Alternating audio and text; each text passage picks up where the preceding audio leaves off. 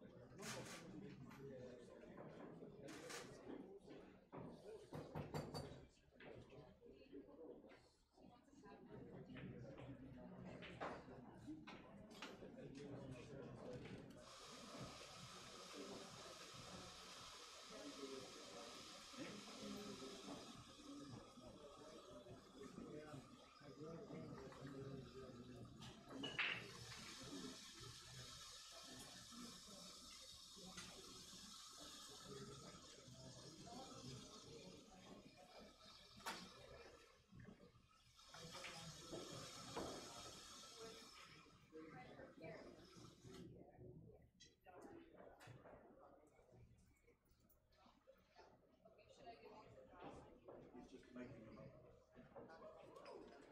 You see on camera.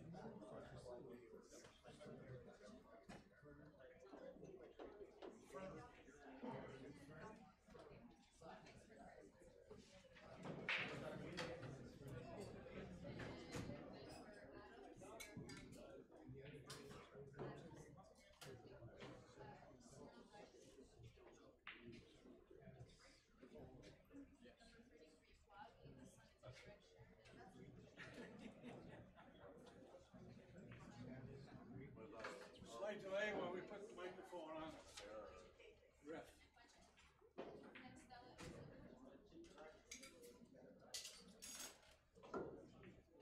What is it, Stella?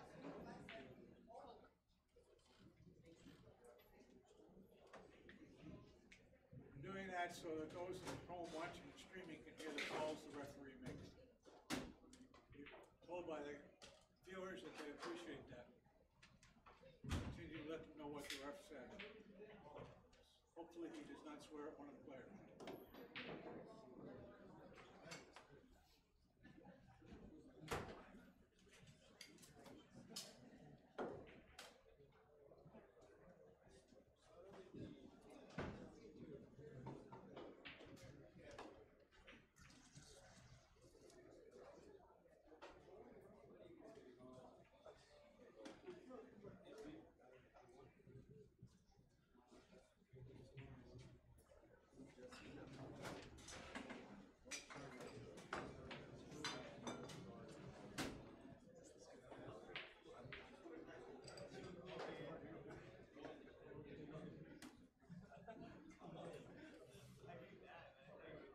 I get a glass of water first. Let me get a glass of water.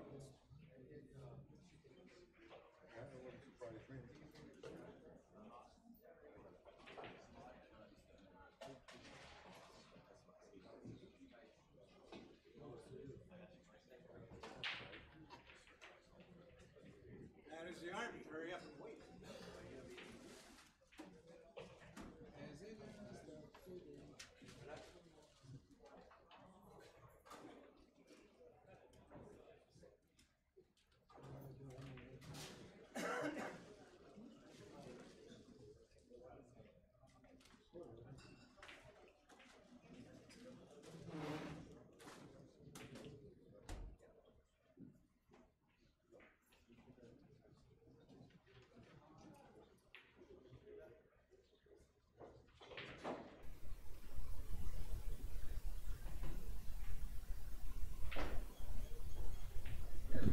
Good afternoon, ladies and gentlemen. I'm Gord Mooney with Snooker Canada on the board of directors and also the tournament director for the last 3 days. Well, we started with 48 players. We're now down to the final 2. We are going to have that game in a moment. We hope that you've enjoyed the streaming that we've been doing and you were patient with us. I know that we went off the air, technicalities, something glitches, gremlins from electronics. It unfortunately is something we can't control, but we appreciate your patience. We hope you'll like the page and subscribe to it so that we can tell you about future streaming that we're going to have. So tonight, it's getting to be night anyway. The players, all of them, I thank them for making it a great tournament. And those of you who came here and saw a tremendous play, those of you who watched, I'm sure, saw some plays. Some of the people in the cast behind the scenes, Rob Decatur, who you find running around looking after the streaming, sitting at that computer, making sure everything goes right. It's taken him months to produce what we're doing today. And I thank him very, very much. The referee is Kevin Patrick this evening. I'll introduce him in a moment further. Our host is Ross Carmosino, who owns Monte Carlo. And our scorekeeper is Robert Saligan, who you don't see, but he's the one who puts up all the scores and makes sure everything's right. We hope. Patrick Gigi, who you'll meet a little later, the president and founder of Snooker Canada, is here tonight to present the trophy. There will be sponsors that you will see during the stream, during the breaks. We hope that you'll support them. They're helping us tremendously. This is not an easy thing to do. This is the first time that streaming has used 5 cameras and microphones and various other things. We thank you for viewing. We hope you'll stay with us and enjoy this evening. Our 2 players tonight are Fern Loyer in the red vest and Renee Denka, sitting over here in a nice bow tie. This is an international tournament, and it's interesting because what we have is we have Fern, a Canadian, we have Renee from the U.S. So it is truly an international tournament, and I hope you play well, and may the best man win. Thank you very, very much. I'll be refereeing with you in a moment.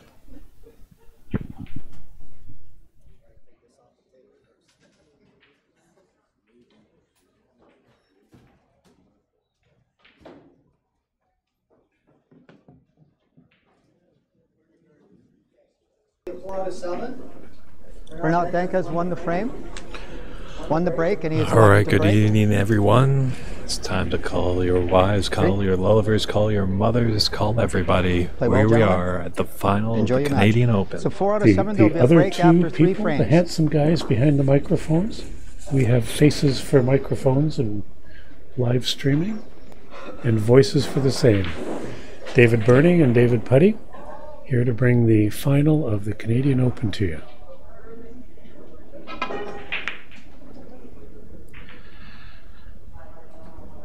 First of many that will follow.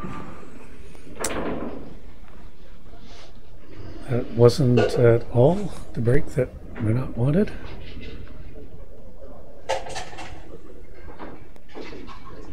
Giving Fern an opportunity to get in and get his arm loose immediately here.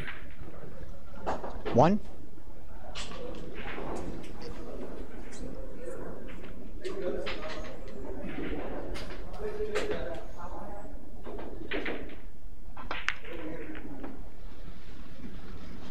We'll see if Fern can continue his strong form that he had when he 8.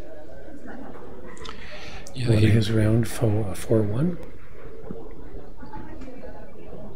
He definitely really took care of business in the semifinal. 9. Dispatching of Alex Zhang, who's no pushover, 4-1.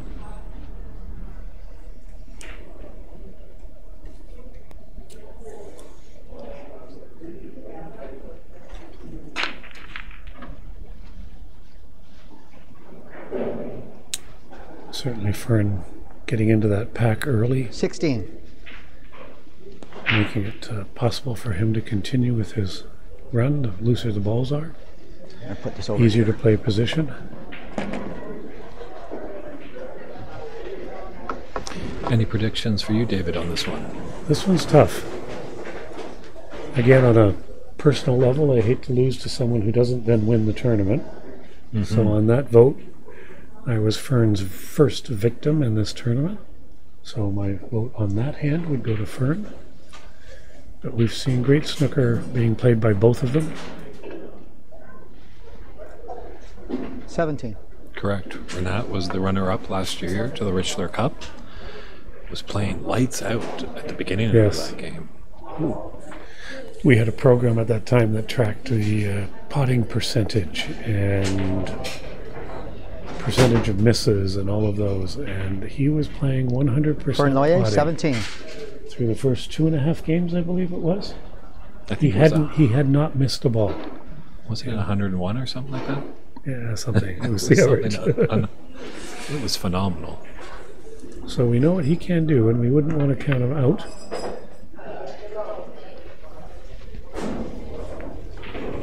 One thing, he has gone in the distance in both of his matches today. Fatigue might set in, It's a possibility. but he's also a trooper and a winner. So I wouldn't count him out just on the fatigue factor.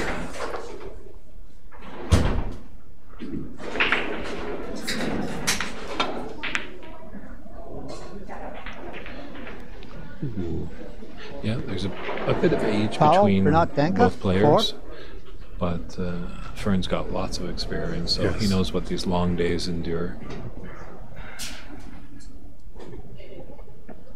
You might hear the snaps and the cracks in the background, but we do have a working bar here, so I think everyone's just grabbing a nice cool refreshment. I thought you were talking about Fern's old bones.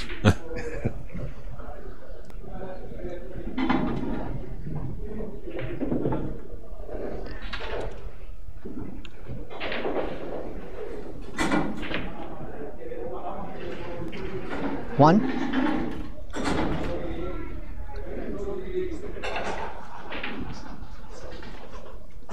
So Fern was first in, but lost position on his trying to get to his third black. Renat is now in after Fern 3. went in off, and has now got an opportunity to build something of his own.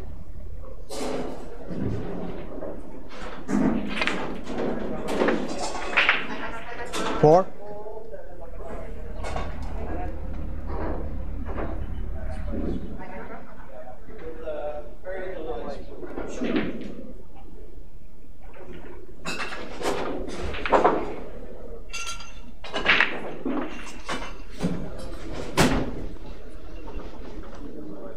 That's all right. He's in 9. good position on this next red.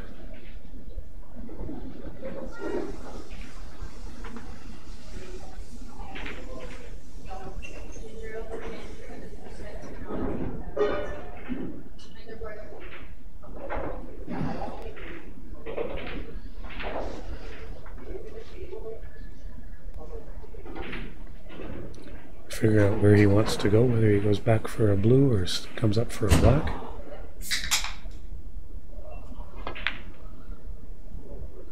Ooh. And got down and shot Renat pretty quickly. Danka, 9. Usually has a bit more. That was shot quickly. Takes a bit more time. Yep. Renat comes from Chicago, but born all the way over in Iraq, and he says there's a little bit of a scene in Iraq. And Fern up there in Big Nickel Country, Sudbury, Ontario.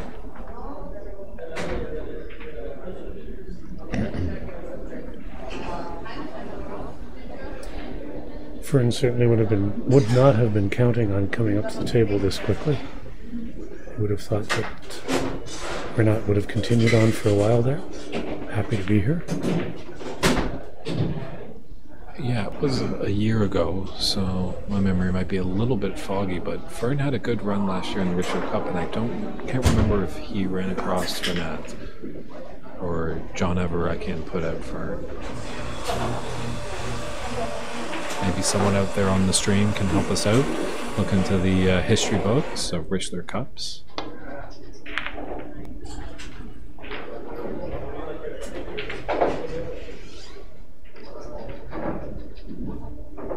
a nice safety, got it all the way back to the bottom rail and beyond a bit. But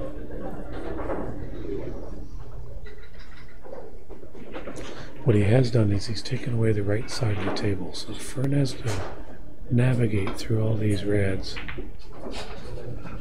and has done so well.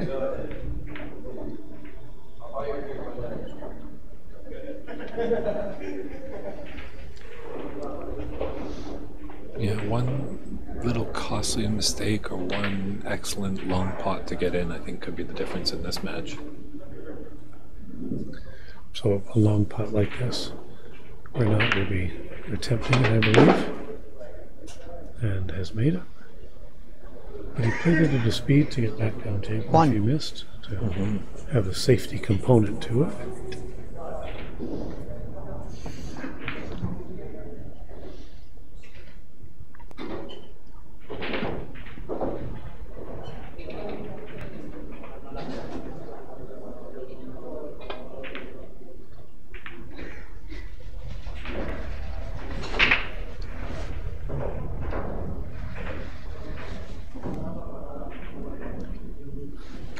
Six.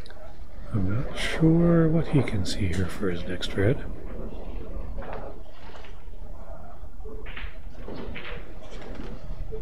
I don't see anything obvious.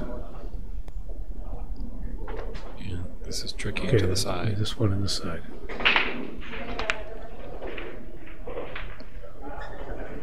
Very nice. 7. What's that you say about 100%? I know it's a year, but it seems like yesterday.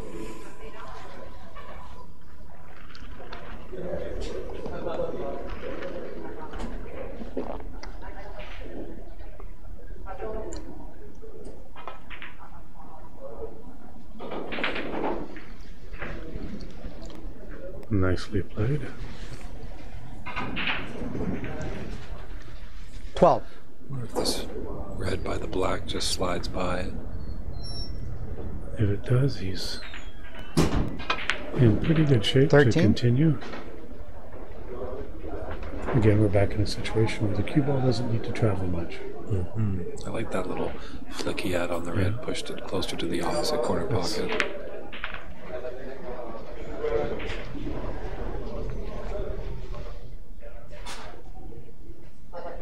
$20.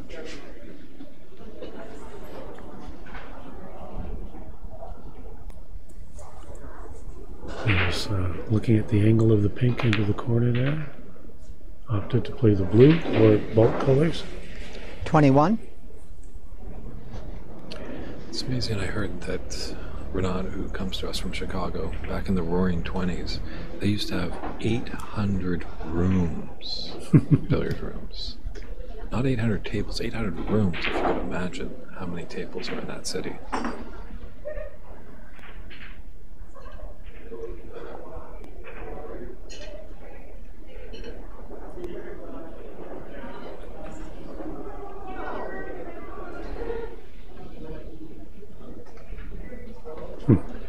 Tucking in his vest here so it doesn't touch that ball. Kevin Patrick, of course, our referee, actually the head referee in Canada, will be keeping a close eye on that. And he's coming to not quite prime position 24. here.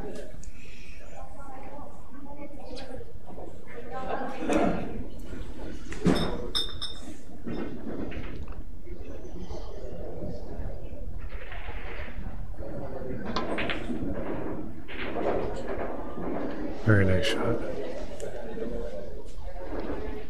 25. Actually hit at a speed where he got onto the far side of the blue, so he'll bring his cue ball back up into play here.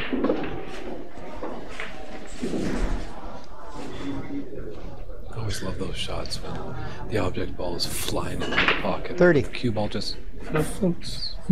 into position for his next red. He didn't quite come as far as he would have liked there. But we haven't seen him fail often with the rest. 31. And he delivers again.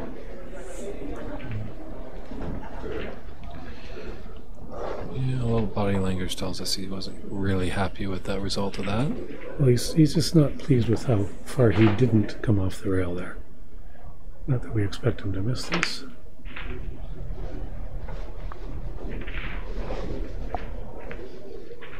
And looks like he got there. Had to come off the brown and the blue to do it. 38. Oh yes, on that angle he's got plenty of room, but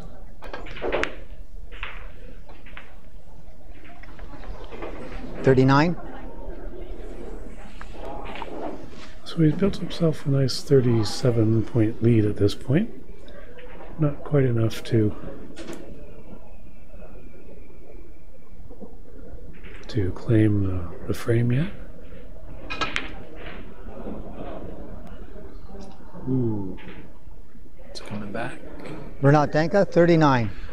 Two of these reds are in Bernat Danka, 52. two of them are in Bernoulli, fairly 17. safe position, so Fern would certainly have some work to do here to run table. But there are lots of points left on the table here to do so. 1. As we saw in that last semifinal, Fern, when his back is up against the wall, can pinch some frames here and there.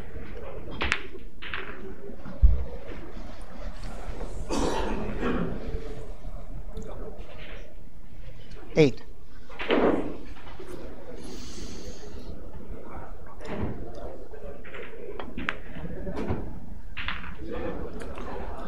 Fern's Nine. not one of the flashiest players in the game, but he is just so steady that whenever he's at the table, you sort of expect him to do almost run table or finish off. Ooh. Actually, if we Bernoulli, 9. one of the things Fern did on that, which he doesn't normally do, is you saw his body jump up. There's a bit of body movement there. So this red represents a tie game ball for Renat. We give him a 27-point lead. So this and any color. He may choose to play safe on this instead. Yeah, I think you accurately said in the semifinal that Fern is definitely a creeper player. He creeps up on you, and next thing you know, you've been sitting for a while and you lost the frame. So He don't just fear very the creeper. quietly goes about his business. And just for those who may misunderstood, I did not say he was creepy. Just sneaks up on you, and all of a sudden you're down points, and you're trying to figure out what happened. Yeah.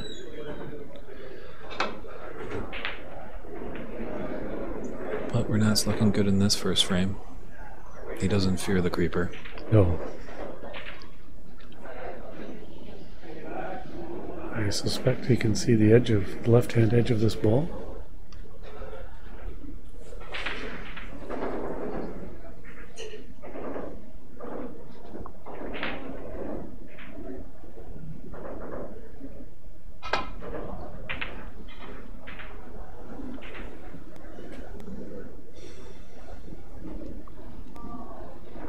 Not quite a snooker, but very safe.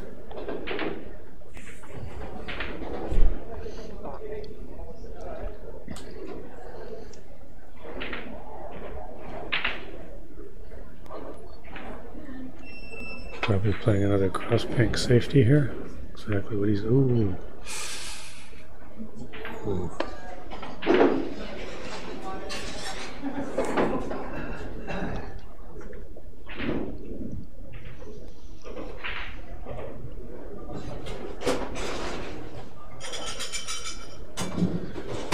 Yellow and brown down at the far end of the table form a good wall for trying to play hooks behind.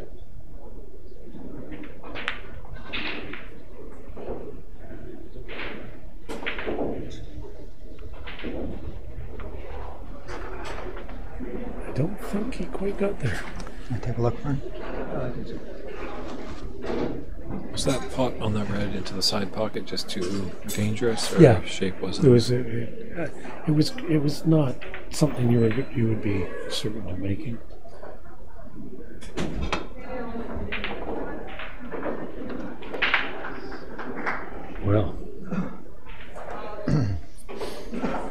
1. So now there are 25 points difference, and Fern is in a position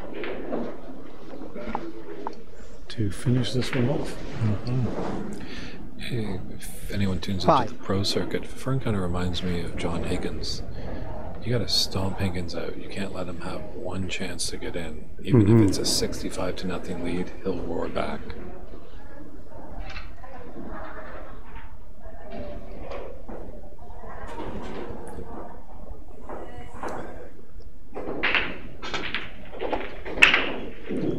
Seven.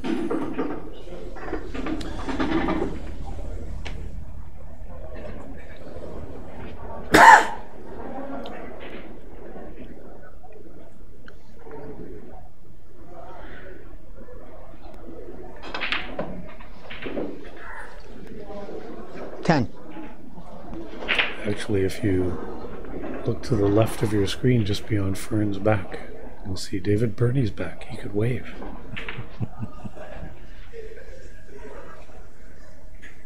Deep in the background, out of focus. And our Focus should be screen. here on the table. So we're not 14. far away from the table. We're No. close enough to hear and see what's going on. We do have some nice protection here from some glass, just so 19. our commentary doesn't bother the players. We don't want to throw them off.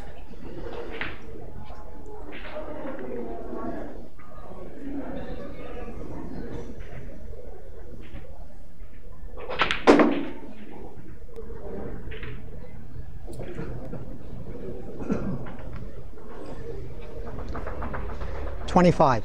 How do you like this, everyone? A black ball game for the first frame.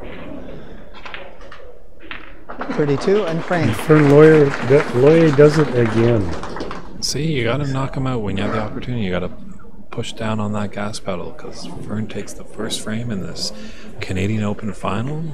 And Leads all at he 1-0. needed there was one slight. Renat played the right shot, had him down table, had playing the safety, and just left him enough to make that long red. And all of a sudden, game's over. So, not to be taken lightly is Mr. Loyer. There aren't too many top players in Canada that wouldn't know that at this point in time. Fern has had a wonderful season this year. He has consistently won or placed highly in almost every tournament that he's played in. True, being the Eastern Canadian champion. We didn't accept his offer for the Western Canadian champion, and I didn't think the people in Winnipeg either did, too. I think they shut the door. Oh, did they? We know how good Fern is. He can stay in the East. No, we'd love to have him out on the West Coast, for sure. And I'm pretty sure that all the fans of snooker in Central Canada would love to see his ability.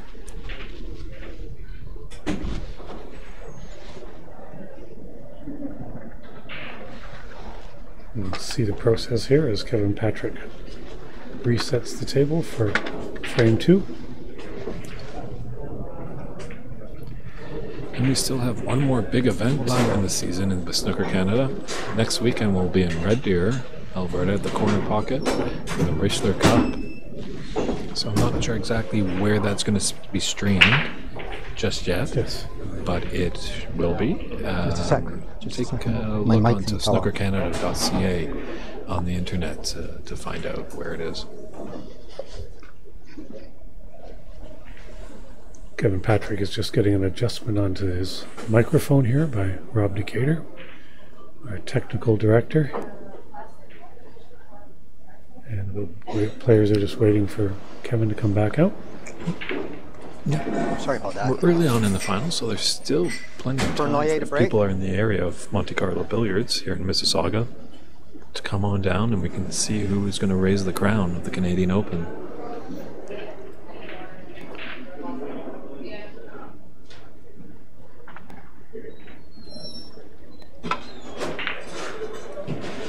And we're off.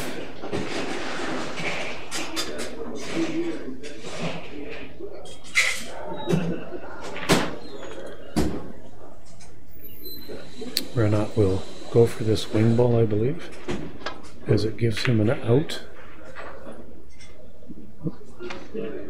Not taken quite the predictable way. Found the gap. Found the gap off the black ball.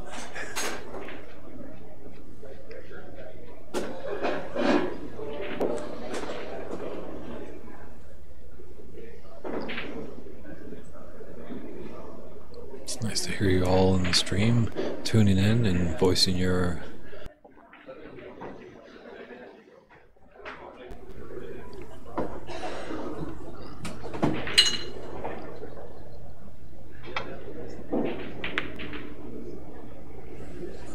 Number of people quite happy that Fern stepped up and grabbed that frame, offering their congratulations online to him.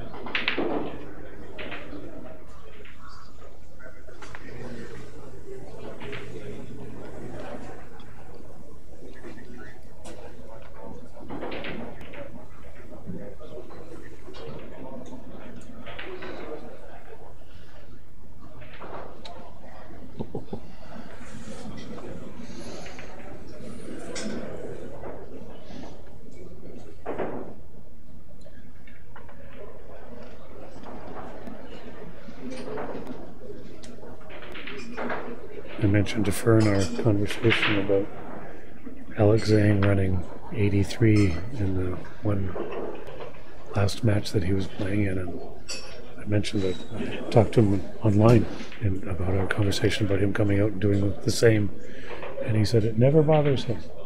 If a player comes out and runs 100 against him, whatever they run, it's one frame.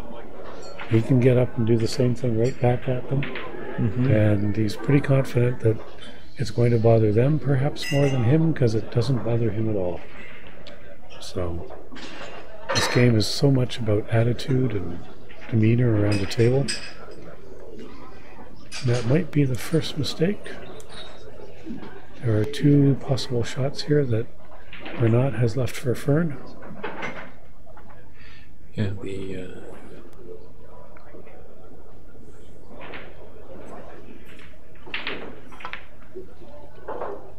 great Stephen Hendry in his last World Championship was able to score a maximum break in one frame, a 147. But at the press conference afterwards, he didn't seem too overjoyed about it because he had lost the match. It only gets you one frame, and if it doesn't affect the play of your opponent, 8. it's nice to get the frame. It's a great accomplishment.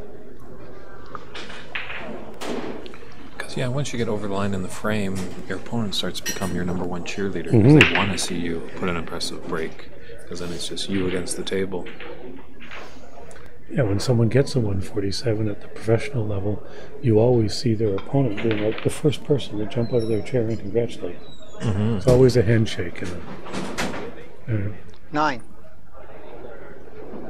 I think there have been less than 160 perfect games in competition at this point. I think it's about 153 or 57 or something. So they're still fairly rare. 9 scored for Loya. And then someone like Ronnie O'Sullivan comes along and has 140 of them. I think He so. almost has 10% out of all the professional players that have played. He just recently had his 14th in the China Open, I think it was. Wow. 1. Trust me, all you And the interesting thing with that is someone about in the next match had one right away. So they had to share the 147 prize. And then recently in a qualifying match, Liang Wenbo had a perfect game. And then he had a strong run in the next game. 6. And then he had a 146 in the following frame and missed the last black ball. He almost had 2 perfect games in a best of 7 or best of 9 match, something like that. So the standard of level at that level, at the pro level, is coming up so 7. fast. There are legions of top players that are coming into their own. Well, There's only one reason for that. More and more people are getting involved in the game. So we as Canadians need to step it up.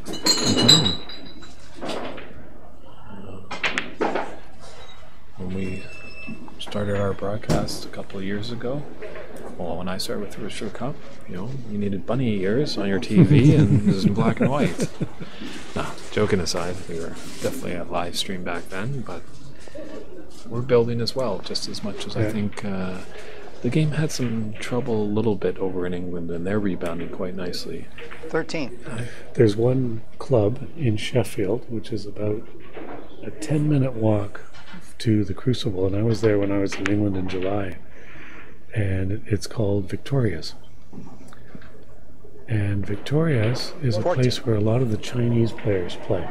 It's their practice room when they're in Great Britain.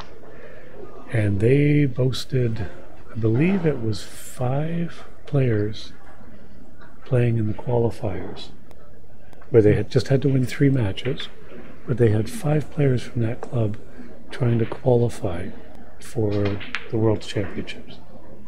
Wow. Nice shot. One of them made it through, Leon Hoshem, I think his name is, and he's actually won his first match. 16. Today. He won his first match, so he's through to the second round at the World Championships now. Ooh. Renat Danka, 16. We may be seeing a bit of tired. He was actually trying to hit thin, the red to our right of that pack, missed it completely and went careening into the back of the pack, and has left a great opportunity for Fern. And with this great streaming program, DAZN, it enables people throughout the world to log on. It's a Canadian company, and they've made a deal with World Snooker to stream all of the World Championships. And now is a great time to do it because World Championships is there. But your first month is free if you sign up now. Actually, believe it or not, now that you mention that, I signed up this morning. Fantastic. And started streaming it live onto my World Championships live onto my computer. And the nice thing about it is that you can sign up and use it on any computer, any device, anywhere in the world. So it's not just the device you sign up on. It's a subscription, and you can pull it up on your computer at work when you're supposed to be working. No, wait, you can't do that. A nice feature of it is as well, obviously England is 5 hours ahead, almost at 8 hours, but that's for me back in Vancouver. They have a function that's, they play their matches in, say, our afternoon. When you get home from work, there's a possibility of watching just the highlights of a match, or you can watch a match in its entirety. So that's really nice, because I find sometimes when you want to tune into the pro matches on YouTube, if you see the match is an hour long and some guys won 2 frames already and they're at the 20-minute mark, you might know where this race to 5 is going to go.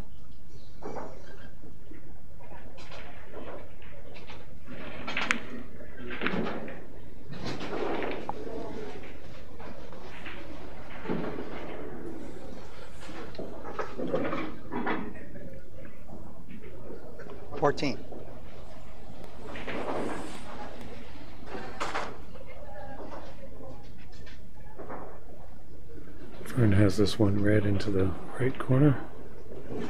We'll certainly leave him another pink for it to go in. 15.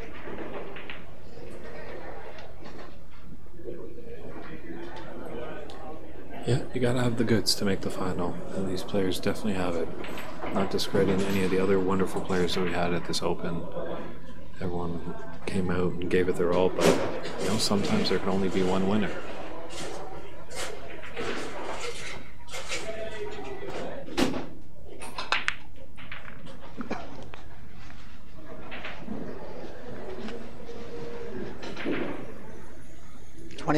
I think Fern has spotted something in this group of 5 or 6 reds here.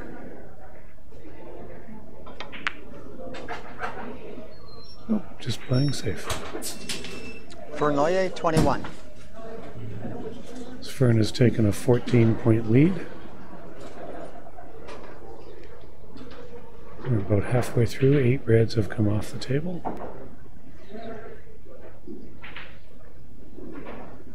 And all he's offered to Renat here is a long red into the right, into the green ball corner as it's referred to, which would be a very low percentage shot.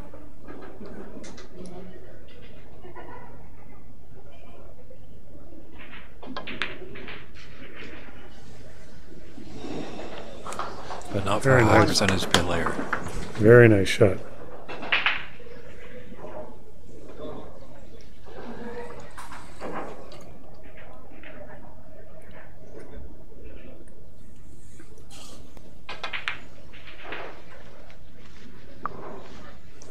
So let's see if Renat can capitalize. Maybe just a little overhit safety shot by Fern. 6. But Renat, as you did say, he made an excellent pot on that red. Oh,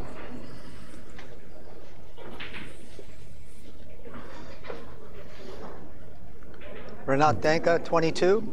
Fern Loyer, 30. we certainly haven't seen Renat at his finest yet in this match.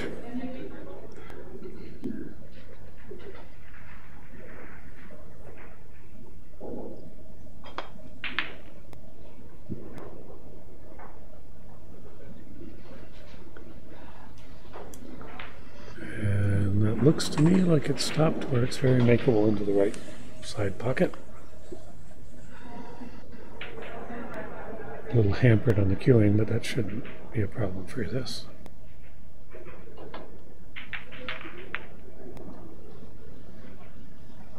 One.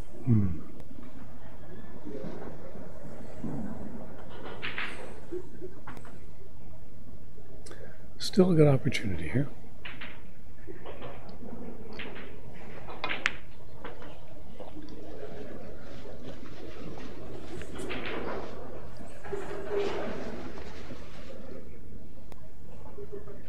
Four.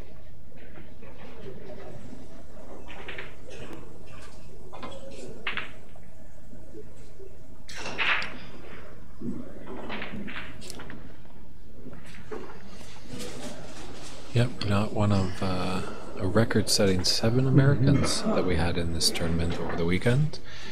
But he's as well trying to be the 2nd American to win a Snooker Canada tournament. If you tuned in last week, Vancouver. Yes. in the Westerns, a gentleman from Washington State, just outside of Seattle, CCU, a great player, was able to topple Brady Golan 3-1 to take the crown of Western Canadian Snooker Champion.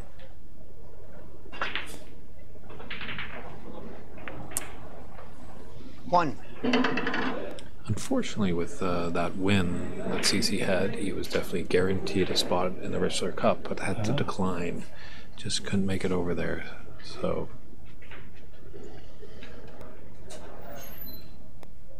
So was that then given to someone else, or was it just?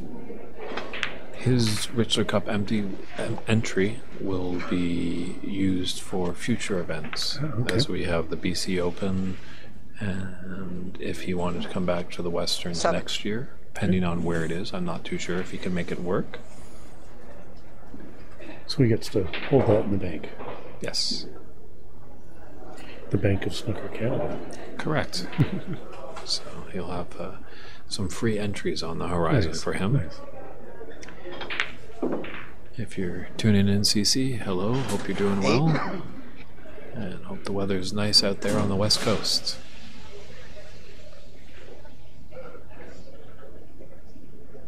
The tide has changed since I landed here. It was pretty frosty when I landed on Thursday.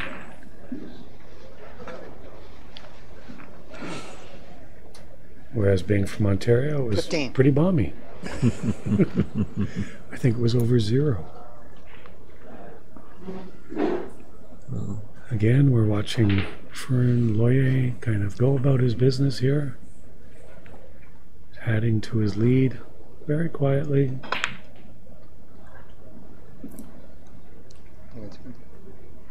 And how's this turning out? Fern Loyer, 15. maybe I shouldn't have said anything. At this point, he has a 19-point lead. So lots of room and time for Renat to step it up. 1. Greetings to our friends in Dublin, Ireland that are watching. Thanks for tuning in.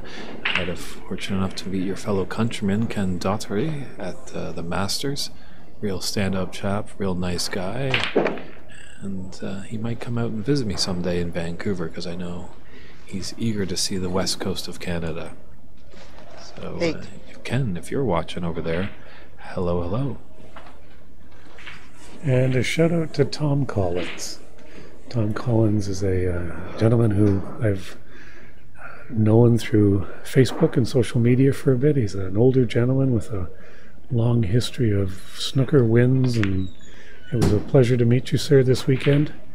And I look forward to seeing you again at future tournaments. You and your Renat 8. And your family were here, and it was wonderful to spend some time with you. So I don't know if you're on your way home yet or back at the hotel, but we hope to see you again soon. Thanks for checking in and letting us know you're watching. And a shout out to Snooker Canada as well.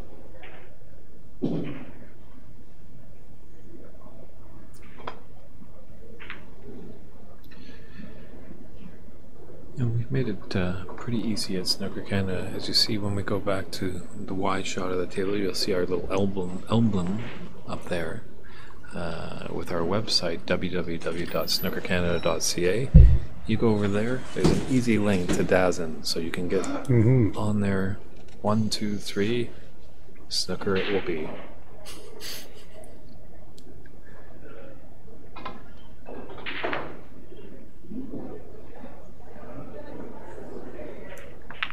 Powell. That's 4. Fern Loyer.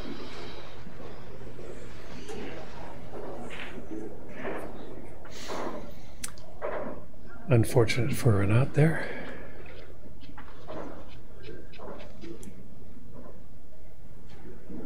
Fern working with a 15-point lead here.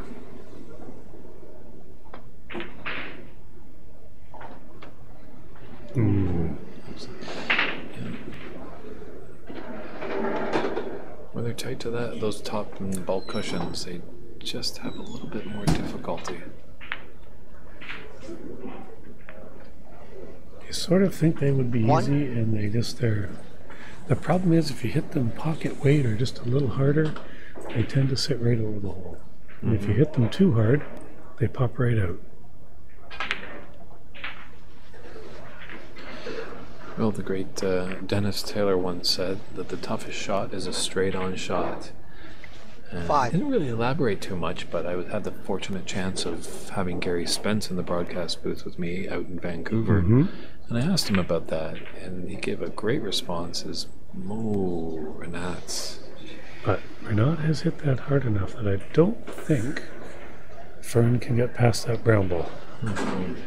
Could be lucky. And maybe just hard enough that he can't get off the side rail by the yellow. So, to finish your story. Yes, with the straight-in shots, when most players get down on the straight-in shots, they're looking at the pocket. They're not looking at the spot on their object ball of where they should be hitting.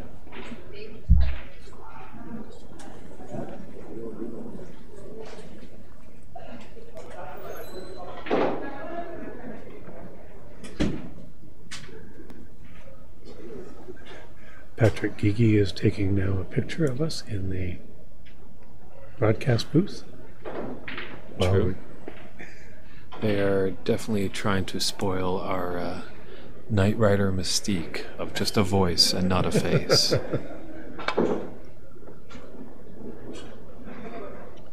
Foul, 4, miss. Well, this goes now advantage to Fern. 4 points To for Natenka. Renat. With a red and a color could be level here.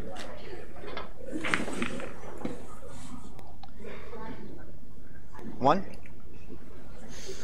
So the way he's taken this, you would need at least the pink to win the frame. This is the old practice room exercise. Put all the colors on their spots and run it out. This is something you do early on in your career. The only addition here is he has to go yellow, as he made the red before. But he's in great position to do that. 3. Looks to have a decent angle to come off the bottom rail. Or maybe just stun it over.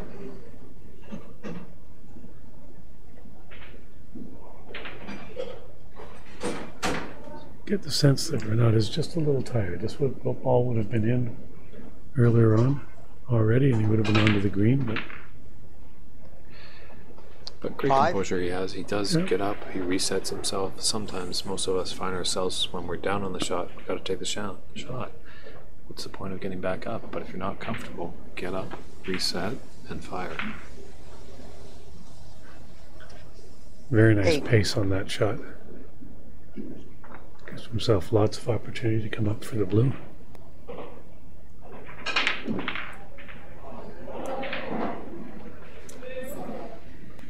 They say that the worst shot 12. to get position on is from the brown to the blue. It's where a lot of runouts end. So we're not in need of the blue and the pink.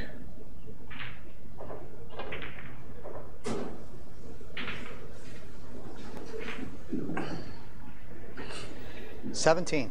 A little bit of adrenaline in that one. You would have liked a bit closer.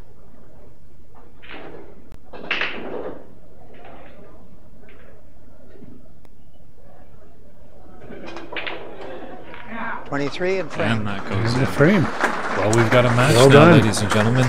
Renat has crawled back in this match. He got his first on the board. Fern got the first frame of the match, so both players have got the feet wet. They're ready to play ball, and we're going to get ready for an important third frame coming up. The interesting part with that is that it was Fern that had the points in that one. And Renat came back to take it away. And in the first frame, it was roles reversed.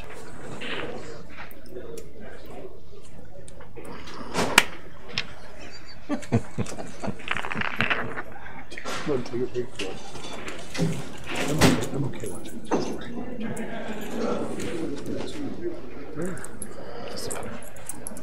Whichever. Ladies and gentlemen, out there in the stream, we've got a quick vote. Patrick Gigi. Quick vote. Well, I want your vote. Patrick Gigi is wanting to jump in the booth, the head of Snooker Canada. We can grill him with questions. So either myself, David Bernier, or David Putty will step away. I give it to the audience. You have 1 minute. Yes. Who do you want? Which David do you want in the booth? If we hear nothing, I'm sorry, Patrick. They might just want the Davids. Probably don't want me in the booth.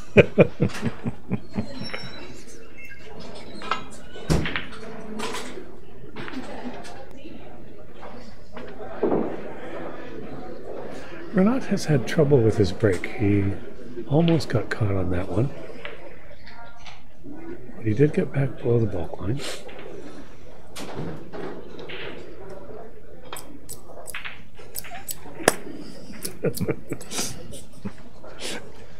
Fun game of paper, rock, scissors. Paper, rock, scissors. Now, whoever wins paper, rock, scissors, there's no votes in yet. Or do I get brownie points for Rochambeau?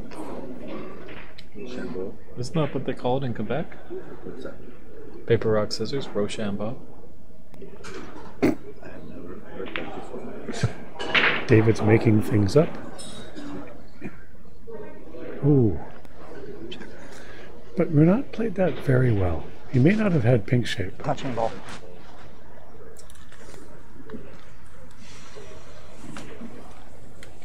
He actually is probably quite happy that that red didn't go in, as he would not have been able to see a color.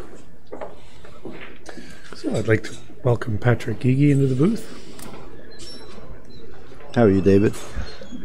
Patrick is the president, the organizer of these tournaments, the brain behind the operation.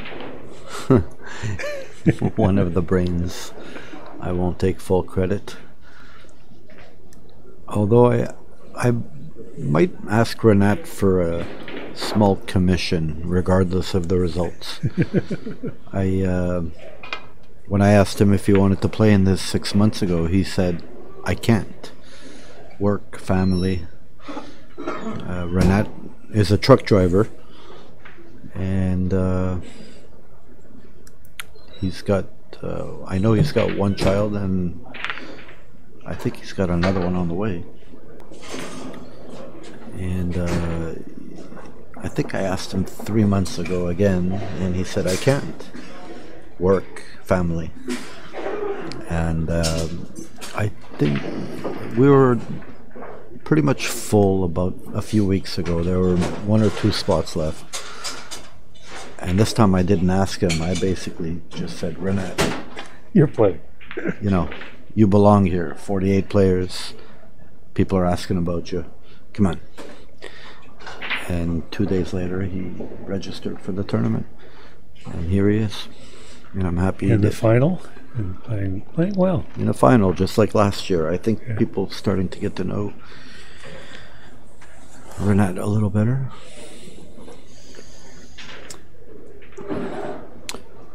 So Renat may have Fern in a bit of trouble here. Fern's trying to find a way out or in. He does have one very thin hit.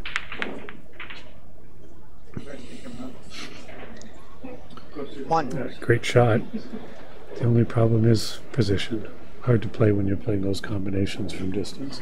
Yes, it is. Yes, it is.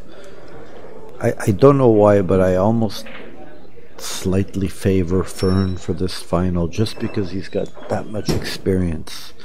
The other thing that we talked about early in the broadcast of this is that Renat has come out of 2 best of 7s. One with a win on the pink ball in the 7th game, and the other with a win on the brown ball in the 7th Wow. game. He has come through a couple of very long matches. Yes. So if fatigue is to play into this at all, then Renat would be the one that would feel it more than Fern. Yeah. Yeah. There's a sizable difference in age between the two as well, though. So Berloye one. I see on the message board, Rafael Zubin has joined us. Welcome, Rafael. I met Rafael in Montreal Okay. when he was living there, going to university, and he now goes to university here in Toronto. And he is actually helping us establish another billiards student club at Ryerson University. Nice. Very large university, so these are the things that we need to do to get the That's right in downtown Toronto. Yep. Or Get the the main youth campus involved. is at least. Yep. Yep, that's right. Pretty good player as well, Rafael. Loves his snooker. One. That might be something that we talk with him about, getting one of the coaches down there Yeah, at a time when some of his players would be there. absolutely.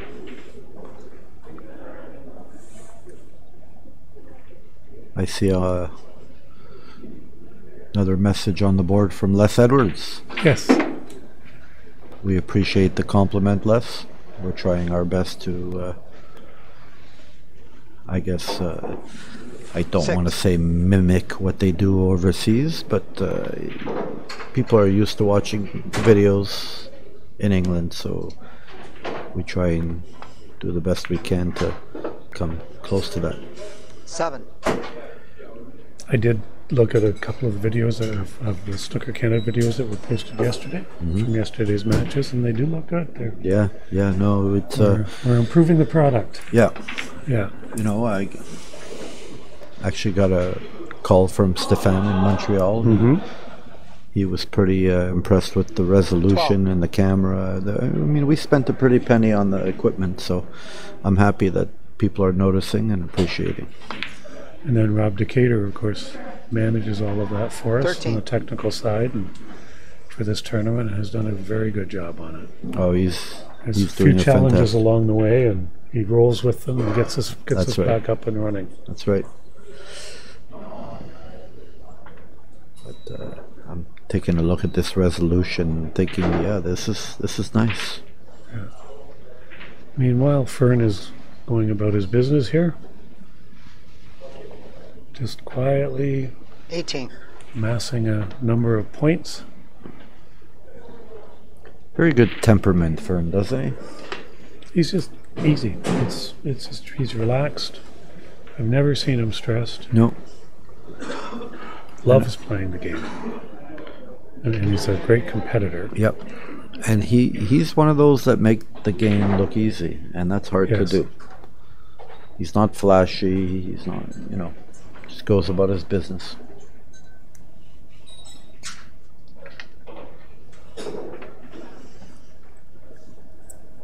What you'll see here, if you look at him with technique, see how he's leaning down onto the rest?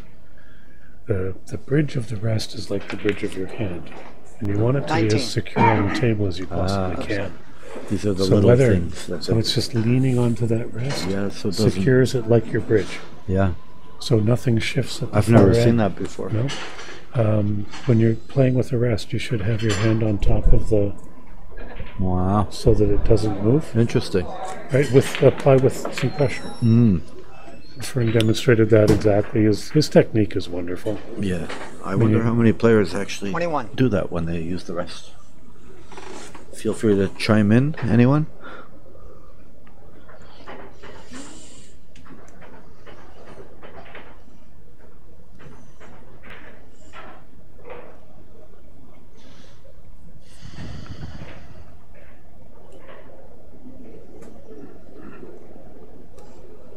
So, David, I'm wondering, is there another level of coaching that, or have you reached the pinnacle? I mean, No, there is another course that is available. It would be quite a commitment, and what it would be is my understanding, it's a level 3 coaching. I have a level 2 international designation now. The level 3 is 22. going over and they train you to be a WPBSA level coach. Sorry, a coach of coaches. So you would train at the international level. And what that involves, as I understand it, is you go into their training facility once a month. So you work for 1 month on whatever that next piece is, and then you go back to the academy that they have, okay. 28. and you do a test. Okay. So I would have to fly back and forth from England Wow. 12 times in that time. Oh, that would be pretty hardcore. I Being- guess it's a lot easier if you live in England. Yeah. Being as I'm a realtor and I 29. negotiate stuff every day, what I would, if I were to do that, I would probably do my best to negotiate with them that I might come over 6 times in the year. Yeah. Or maybe they can come see us. Well, they were touching on some conversations about that, and that we might be able to do 1 or 2 of those in the year. There you go. But Now- I think at some point in time that's in the cards for me. And I certainly, the people who taught me the coach, Chris, the coaching course, Chris Lovell and Andrew Highfield, just amazing people with an incredible 35. commitment to the sport. And they go all over. Well, in most, I believe most of what they do is done in England, like Great Britain. And that's what they do. 36. How many level 3 coaches are there out there? Are there a lot? That's a good question. I don't think there would be a There lot. couldn't be that much. That I sounds think like what they've done is they've just brought that level in as the next program. Okay. The First for Sports 42. and Level 2 coaching was something that they had just revised and were doing when I was there in July last year. And then I went back in January and sacrificed the last half of the month of January with a 17-day holiday in England to go back and do my 1-hour practical test on the 43. nice. So tied in a great holiday as well. By the way, we're just humming right along on our conversation, and Fern's just Doing what he does. he's on a practice table right now, just having fun. When you see a player play this relaxed, he's just 49. walking around the table, putting balls in. Everything is that he's doing here, his position is, if you look 50. at just how easy he made that shot, he just cleared the red. He That's passed right. by a red by a half an That's inch. right. If he'd kissed it, he would have been out of position. And that would happen to a lot of players Yeah. in this tournament. But Fern just kind of does this. Yeah, and I think a lot of people don't realize, or maybe they do, but this is all as a 56. result of hours of practice. Lots of hours of practice. Getting the right feel for the shot. He's probably played Spider. the better part of 40 or 45 years himself, Yeah. and has just developed this over time. Yep. This is what he does. He practices a lot, and he's from Sudbury. They have a YMCA there Okay. With a table. 3 tables. Yeah. And there are a few people up in Sudbury that would be some competition for Fern. Barry Larone is one of them. And 57. Bob Chaperone, I believe, Yep. is from Sudbury as well. But I don't know if they play much together anymore. But over the years, they would have. They have the snow tournament up in Sudbury. Just had their 50th one. Yeah. Pretty amazing. So he gets to play, but I think most of what he plays is probably people who are not at his level. Yep. So that's when practice gets almost more difficult. Absolutely. You have to be pretty self-motivated to do it.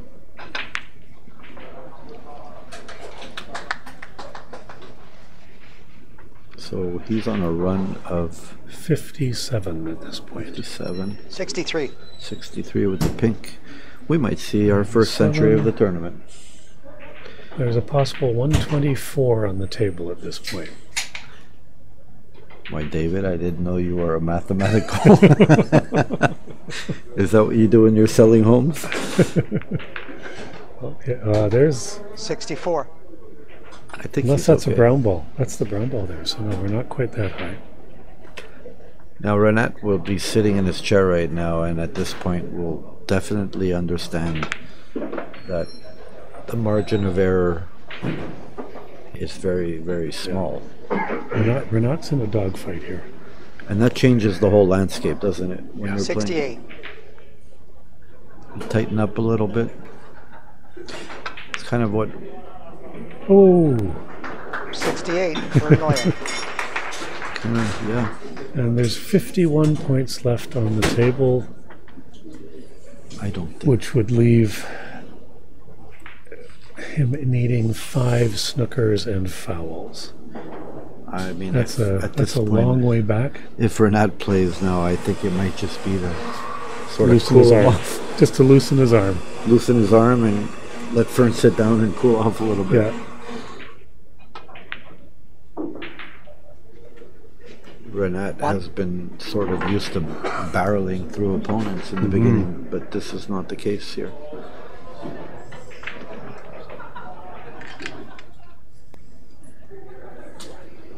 He had Fern steal the first frame. Basically, Fern stole Yes. on the black ball, and then he was well in advance. Okay.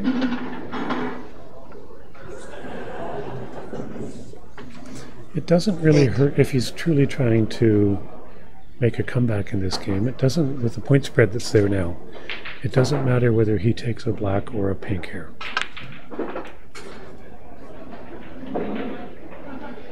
Because the Well, the difference re- was either 18 or 19 points, so it doesn't change the number of snookers. The red is definitely in a good position for once. For snookers, yes. But he has to make the Frame black, and that for will be a Lloyd. concession. Give a few minute break, about That's one 10 or thing in 15 minute England that I don't think you'll ever see a professional player do. When they finish their turn at the table, Yeah, they wait until the next player, that's right. the player waiting, finishes theirs, That's right. and then they concede the That's third. right. You will see it once in a while, but not that But often. not often. Yeah. Guess we're gonna take a little break. The players are gonna. We'll be Regroup. back in 10 minutes or so. Stay there, and we'll be right back. Talk to you soon. Bye.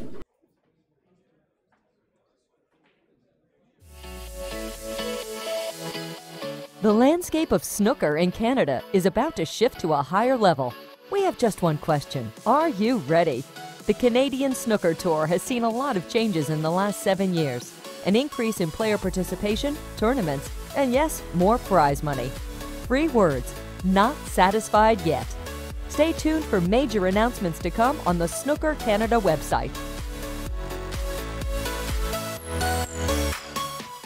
Monte Carlo Billiards is the home of Mississauga for the game of snooker.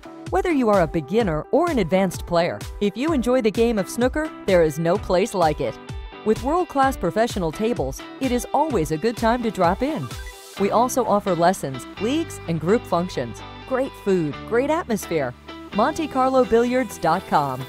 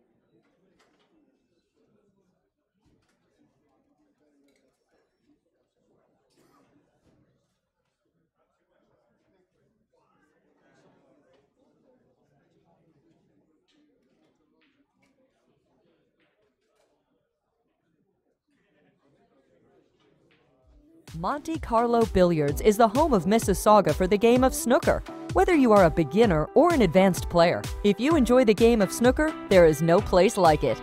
With world-class professional tables, it is always a good time to drop in. We also offer lessons, leagues, and group functions. Great food, great atmosphere. MonteCarloBilliards.com.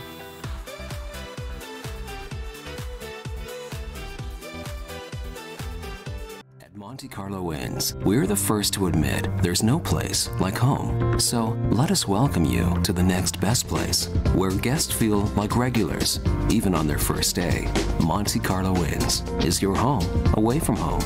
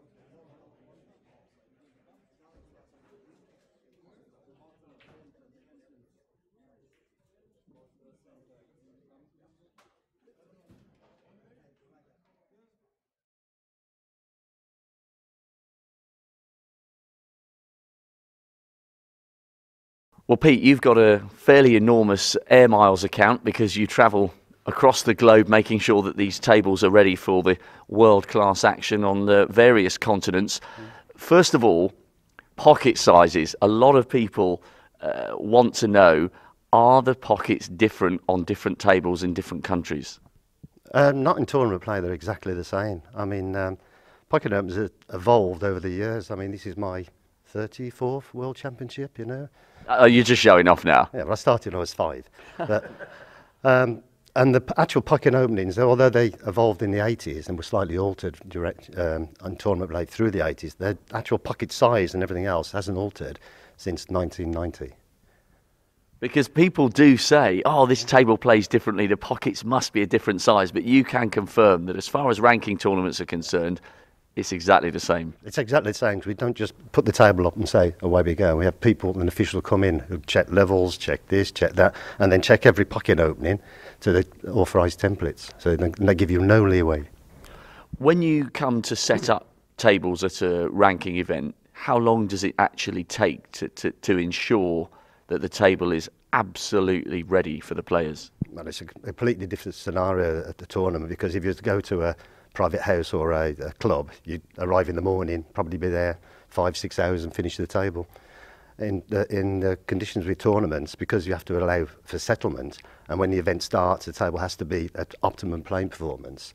You have to do it over a period of time. So you'll go in, you'll erect the frame, you'll put the slates on, you'll rough level it, you'll let it settle for 24 hours, and you'll come back, level it again, and then you'll finish the table, fit the cloth, do the pocket openings and templates, and then an official will come in, you know, in most cases Martin Clark, a professional player, and then he'll play shots all over the table, dead weight, and check the levels and pocket openings. And so it's normally over about 2.5 days. So bearing that in mind, when you go from a 2-table setup to a 1-table setup at the Crucible, you're having to do a lot of work in a very short space of time, and it absolutely has to be right, because it's the sport's showpiece showdown of the season. Yeah, well, you're absolutely correct. I mean, it's not just the snooker table that moves. I mean, if you take the World Championships, you go from 2 tables down to 1. That means you've got 2 lighting rigs. One has to be taken round, one has to be centralised. 2 tables. So we have to go in, remove all our tables, then the lighting people go in, remove the lighting, centralise it, and then we go back in and then centralise the table and start again. And we normally start. Normally takes about 8 hours from when the last ball potted to when we finish the table and it's signed off. And are different arenas...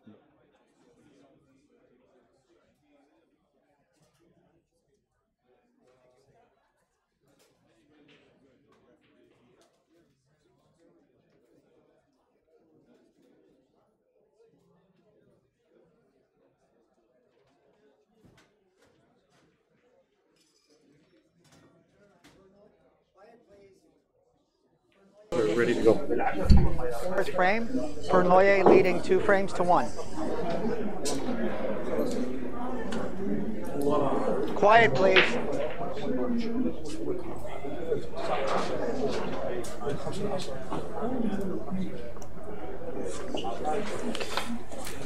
Welcome back, everybody. This is Patrick Igi. I now have my other compatriot, David Burney from British Columbia. How are you, David?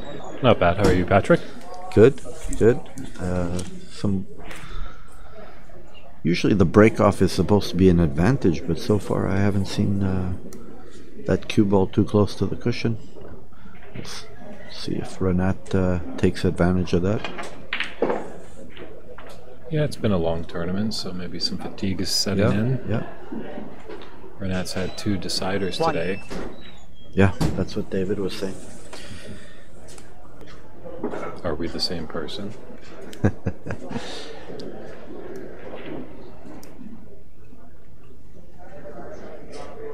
I see a comment on the commenting side from the great Tom Collins from the United States of America. He came by, and of course his son was in the tournament as well, but he came by and he just loves his snooker, Tom. Fantastic. I didn't get actually a chance to meet him, but I did see him from afar. I can't believe you didn't meet Tom. The next time we're all in the same room, I will introduce you. Okay. Tom was playing snooker in the States.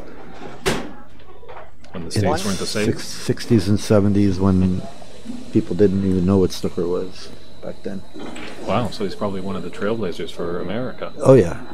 And I saw him and Paul Thornley talking to each other, and I thought, these are 2 legends. Wow. You know, they were playing snooker side by side, knew of each other.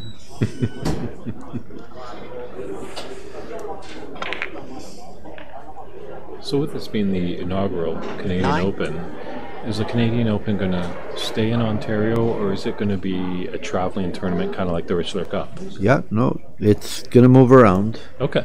Just like the Canadian Open in golf or tennis. Well, Okay. actually in tennis, yeah, even in tennis they go from Toronto to Montreal. But no, we want to move it around. Okay. Mm-hmm. There are only a couple of tournaments that on the calendar right now that can have sort of move around. I mean, you can't really move around a central 13. Canadian tournament. I guess you only could go up, maybe to Northwest Territories somewhere. We are actually talking to the Nunavut people. Fantastic. Yeah, we Canada's a big country. It is. Long winters. It's nice that we're putting in that program where potentially there could be some free accommodations for players next year. Absolutely. Absolutely. And nothing says intimidation by driving a Cadillac up to the event.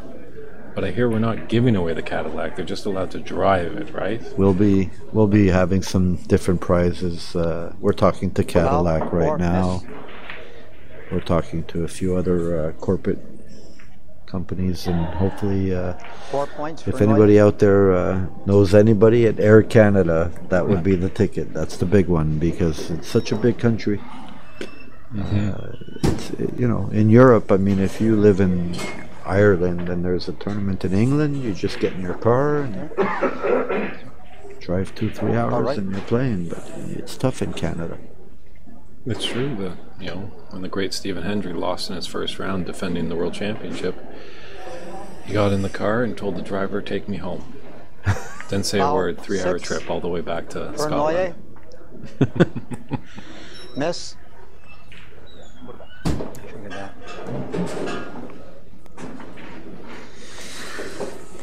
I don't know how much experience Renat would have in this department. He's a great potter, but kind of like playing with the rest. A lot of players simply never practice getting out of snookers. All right. Yeah, when he's on his game potting, there's no doubt it's slamming into the back of the pocket. That's right. This is a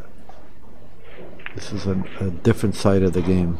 It's a side of the game that I don't know if people realize, but Ronnie O'Sullivan is just another part of the game that he's just unbelievable at. Getting out of snookers.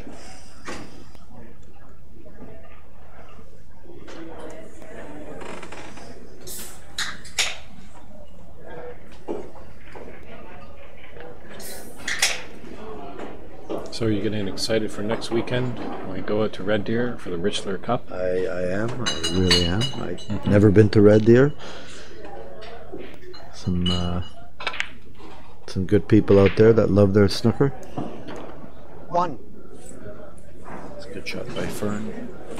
I guess he could go for this black, but that would be a kind of a risky shot. Going right into the reds.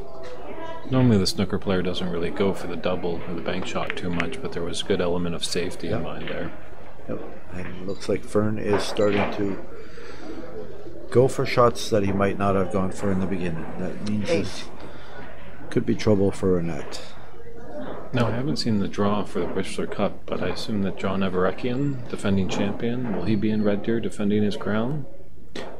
Nope. No, I don't think so.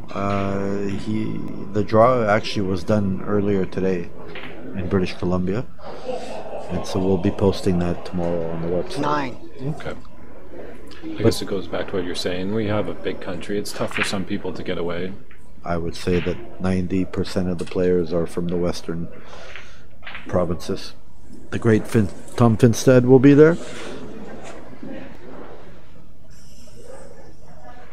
13. Our good friend Charlie Brown coming over. Yeah, we've got some good players coming from BC. Any from your native province of Quebec? No, Raymond Cormier wanted to go, but he was just in Winnipeg. Fernloyer, 36. He was here. Renat Danka, 1. So he, gotta kind of slow down on the traveling. Well, snooker is getting popular, as we can see. These fields filled up quite quickly. So if there's any players out listening, get on your horse if you want to participate. Yeah, I would say in the last couple of years, we've been fortunate enough to be full a few weeks before the end of the tournament. So it just tells me that snooker is growing. It's growing pretty quickly. And that's a good thing for everybody. And we're spreading our wings to our friends in the South because we had a record 7 players That's from right. America. That's right. We had 3 players from America on the Western Canadian Championships. Yep. And I think that's going to grow a little bit. I know the guys out west from Washington area are like, man, I wish we really had something like this down in our neck of the woods. Yeah. So I've actually been to CC's room. He's got some nice snooker tables, good LED lighting. Great. Up in down in Seattle area. I think he surprised a lot of people beating Brady Golin in the finals. A lot of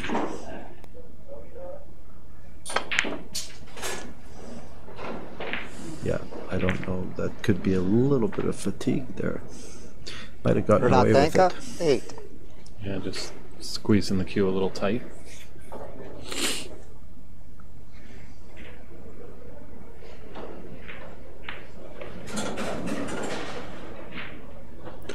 Fern Loy reminds me of John Higgins, the way he chucks his cue with the opposite hand. Usually a right-handed player will chuck with their right hand. And once in a while you'll see somebody doing it with their left. He's got that... I was making parallels to Fern and John as well a little earlier in this match because you got to put the pedal to the metal and snuff out Fern because he gets a little chance. He's taking that frame That's for right. you. That's right.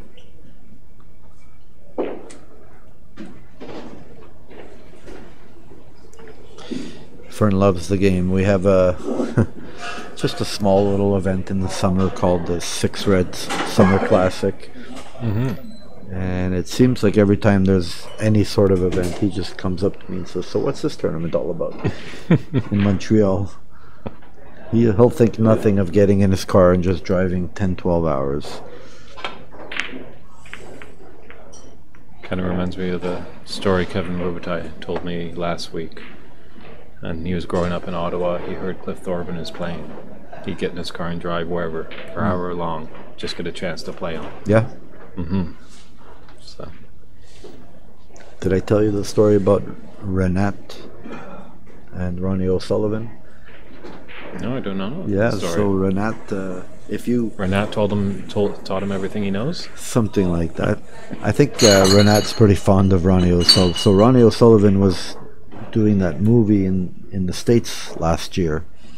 I don't remember what it's called, but Johnny Archer and a few other.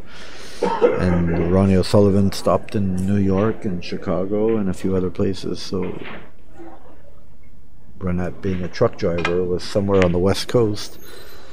And one of his friends called and said, Ronnie O'Sullivan's here filming a movie in Chicago in the pool room. And what Renat explained to me was he literally turned his truck around. We're talking about an 18-wheeler. And I don't know the trucking industry, but you're not supposed to drive that truck empty because it costs money. And he says, I pulled that U-turn, I drove back to Chicago. I mean, and that was a nice shot. I mean, you go look at Renat's Facebook profile picture and you'll see him and Ronnie O'Sullivan. Wow. Yep, Fantastic. he got to meet him and... Glad I wasn't on the road when Renat was driving that 18-wheeler. Foul? Oh boy. Yes. Those are tough. Those are really tough. 4 points, Renat Danka.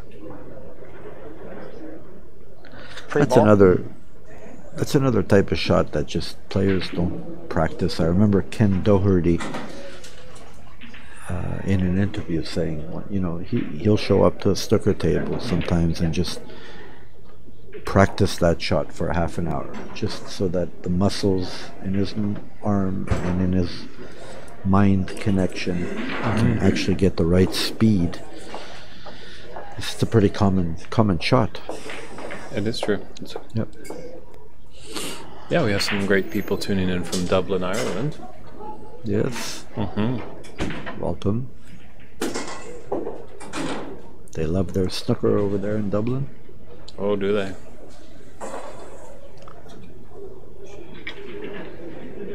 Need a long spider? First time in over 30 years, was it? That someone from the Isle of Ireland won the Masters, with Mark Allen winning it this past year. Yeah, well, yep.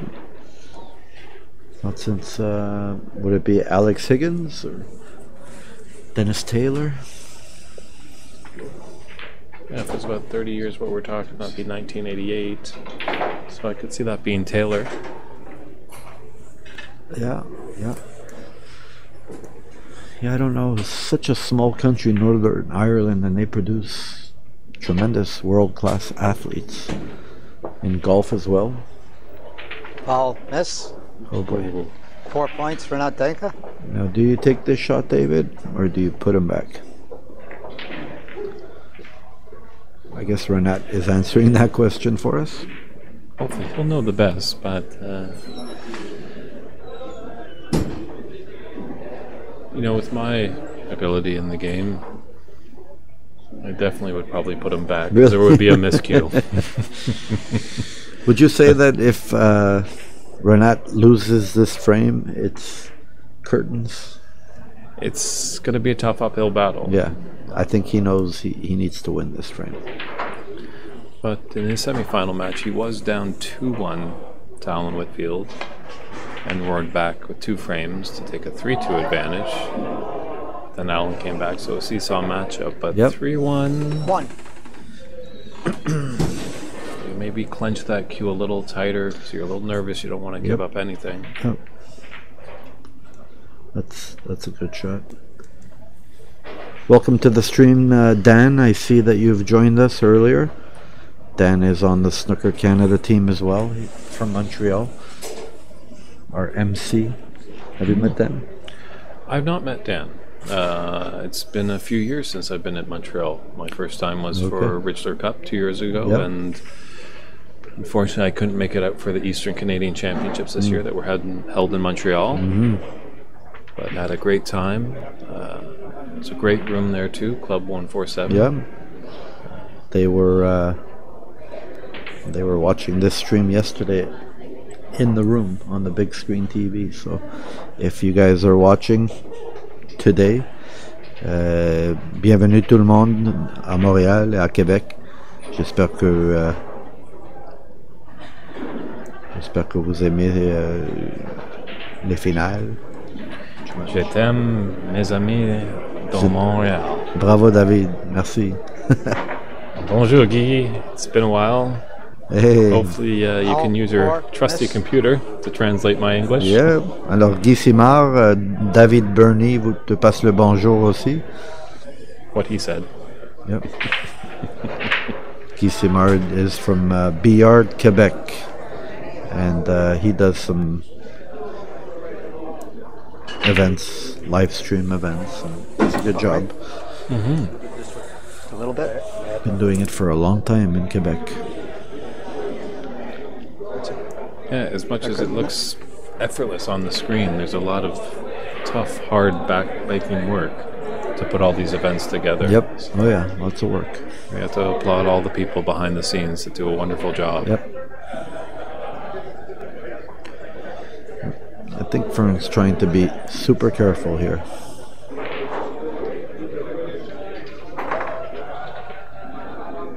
That might be a really, really, really good shot. Yeah, very good shot. Yeah, still anyone's frame, and it's tough when these get kind of close, because the momentum can really swing if you lose a close one or win a close one. And in Renat's case, he definitely doesn't want to go down 3-1.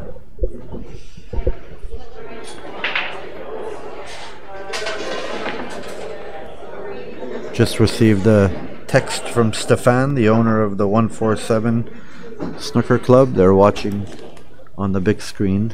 He's got a beautiful big screen in his room. Alors, bienvenue Stéphane et la gang. On a hâte de retourner puis faire des tournois là-bas aussi, bientôt. I wonder if our good friend Dominic is turning in as well. Dominic Labos. Yeah, maybe Dominic Lobasso. Usually when he pops up on the screen, he does like to say hello. He said hello last year when we were at Shooterville in Burlington for the Richler Cup. I actually saw him about 3 weeks ago at the curling club. We had a Royal Montreal tournament, and he actually came and watched, hung out. Fantastic, but tell me next time, he owes me some money. Yeah, he loves the snooker, that boy.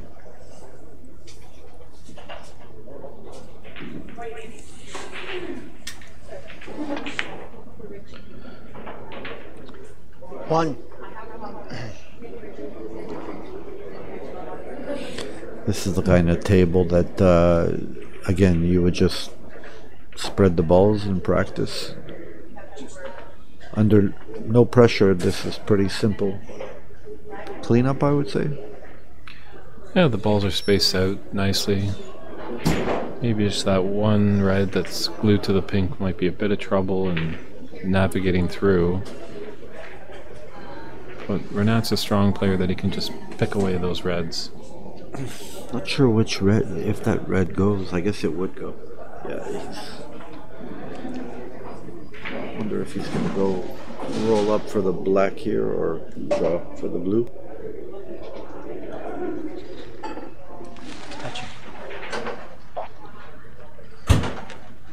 Just want to say thank you to our friend Robert from Montreal, who's been scorekeeping all weekend. I saw him earlier. It's not an easy job. You're sitting there and you got to focus on the match the whole time to scorekeep. 7. Mm-hmm. And then as soon as, unfortunately, sometimes we've had a little technical hiccups. Yep.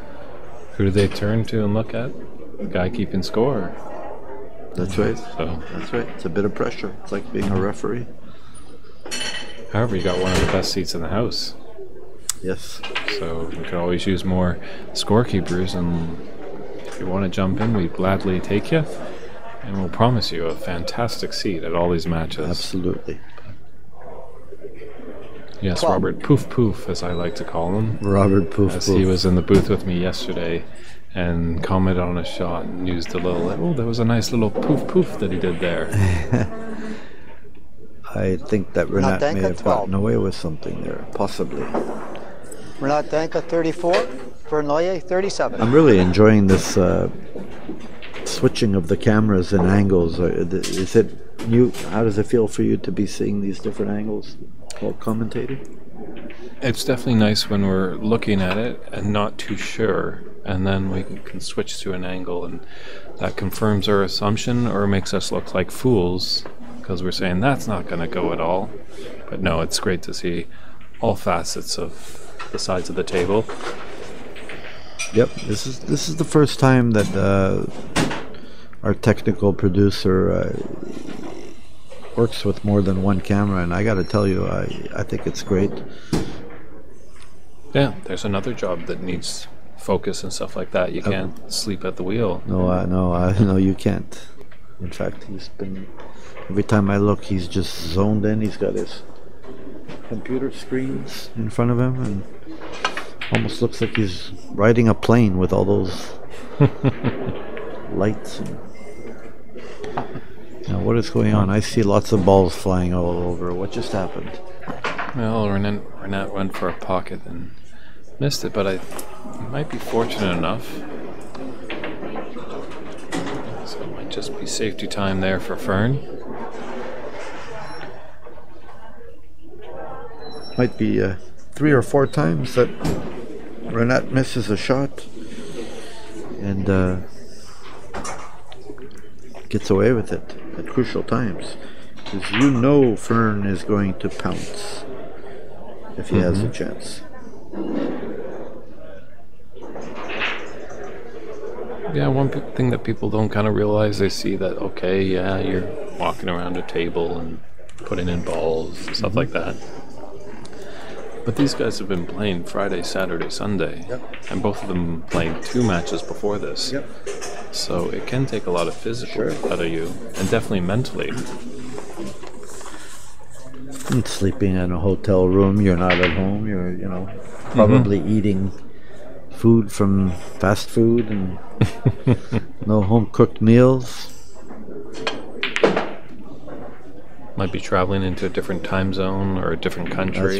That's right. A lot of little things that make the difference. One.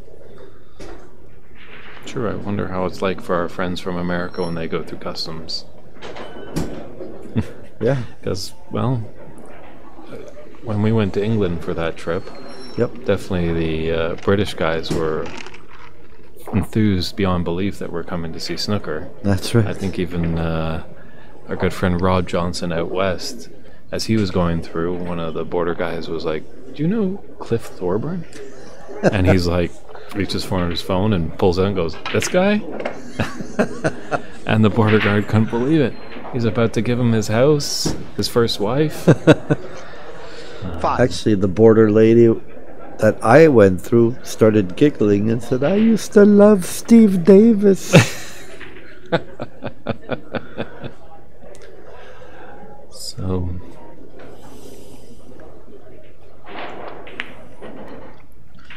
yeah, the popularity is much more over there, but maybe as what we're doing here and what you've kind of been growing over the years, people like snooker player, come on down. Not snooker player, who? Yeah, no, I mean we're all just riding the coattails of Barry Hearn, right? 13. A lot of international players are coming in and to Canada and looking for some snooker.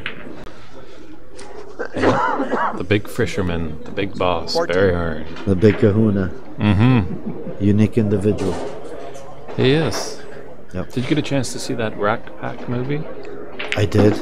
Yeah, he felt that young gentleman, Kevin Bishop, that portrayed him did a fantastic job. I thought it was a great movie. Even yeah. 16. They looked like they put a little bit of money into that movie. Yeah, they were really experimenting with visual effects as well, and I think it was quite seamless because 17. you've got to train an actor that's not really a snooker player. That's right. And to make an actor look like he's potting balls like Alex Higgins is no easy task. So I think they used the help of computers and they pulled a flawless job off.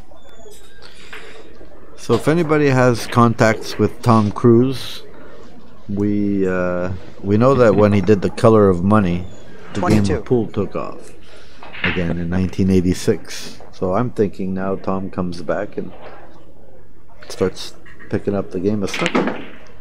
I'm going to go a little different than you. Tom Cruise can do his thing, but I think we should stay in Canada and get Ryan Gosling. 23. Ryan Gosling. And let's get one of your homeboys out there in Montreal, Xavier Dolan. Xavier Dolan. Now, why do I know that name? He took the Grand Prix prize a couple of years ago in Cannes. A very young and accomplished filmmaker. And calls Montreal his home. Okay. I like it. Justin Bieber? No. 28. We don't want the Biebs. I don't think we need the Biebs right now. We don't need the Biebs. But Eugenie Bouchard, maybe. Sure, definitely. And maybe as the old snooker lord, Donald Sutherland. Oh, that was game ball. That was game ball. Mm-hmm. 25 Renata points Danka, the difference. 62. And Vern did he Bloy, get away 37. with it again? Yeah, 27 on the table and 25 in it, so Fern has a chance to really... That was a very, very bad miss. If Fern can knock this yellow in the side, he's going to cannon into the blue somehow. But that might help him get on the green. And what we alluded to earlier, you got to step on the gas. You got to step Don't on the gas. let Fern come back to the table with a smidget of a chance. No. I'll tell you what, this could be very, very damaging. Look at this. Look at this. I wonder if Fern has an angle on that green.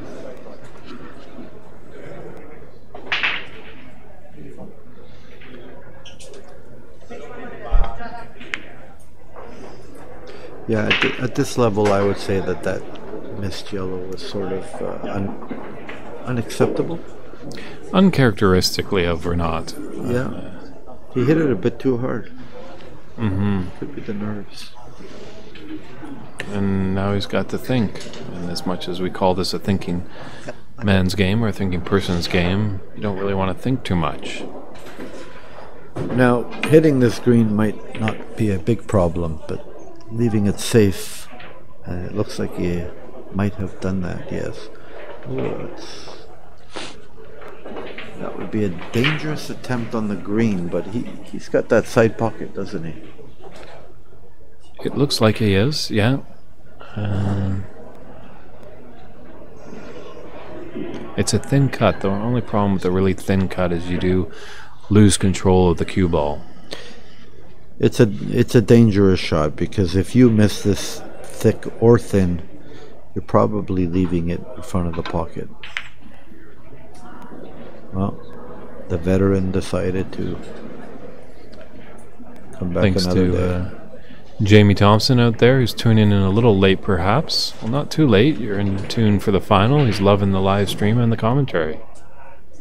Welcome, Jamie.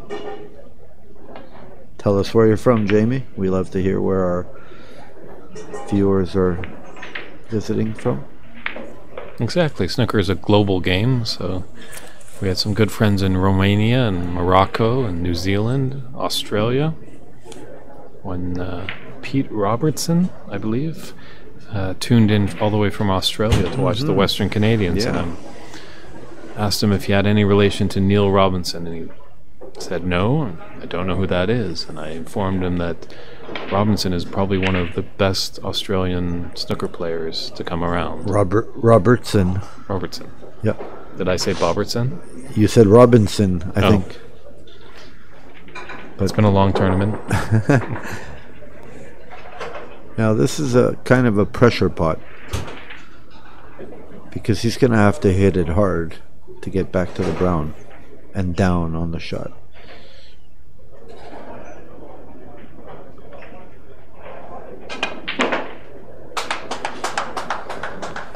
Very nicely done. Just a spattering of applause. That was a real well done shot. Maybe that was his American friends that have joined him up here. 26 points ahead and 22 remaining, so I don't think Fern's going to go away just yet. Just one snooker. Yeah, and you give Fern a chance, he'll make you pay. Well, it looks like Fern just wants to maybe even try and pot the blue. Or maybe try and get behind the black here. Yeah, either way, that black is in a very nice position for a snooker. It is.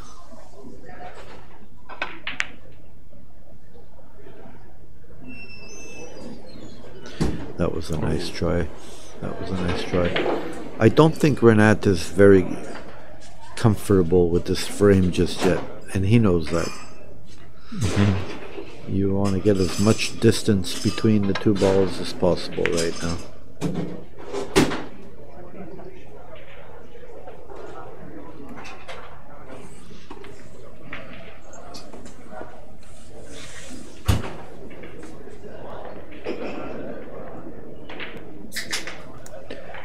For all you viewers tuning in while we're waiting on a snooker, if anybody wants to chime in without going on Google, we did this last week, didn't we, at the Westerns? Who made the first official 147 in the game of snooker? Does anybody know? No Wikipedia, everybody. No Wikipedia, no Google. Just give us your best guess. Well, I was putting out the trivia to our folks yesterday. How many World Cups of snooker has Canada won? Oh, that's another good one. Okay. First 147 or how many World Cups? Either one. Either one works.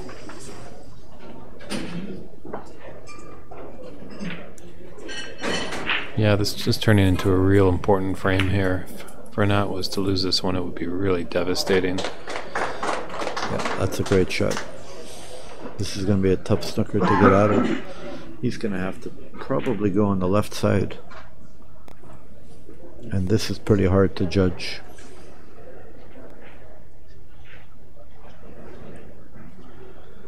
I would say that if he does not hit this blue, then we will be all square at 2.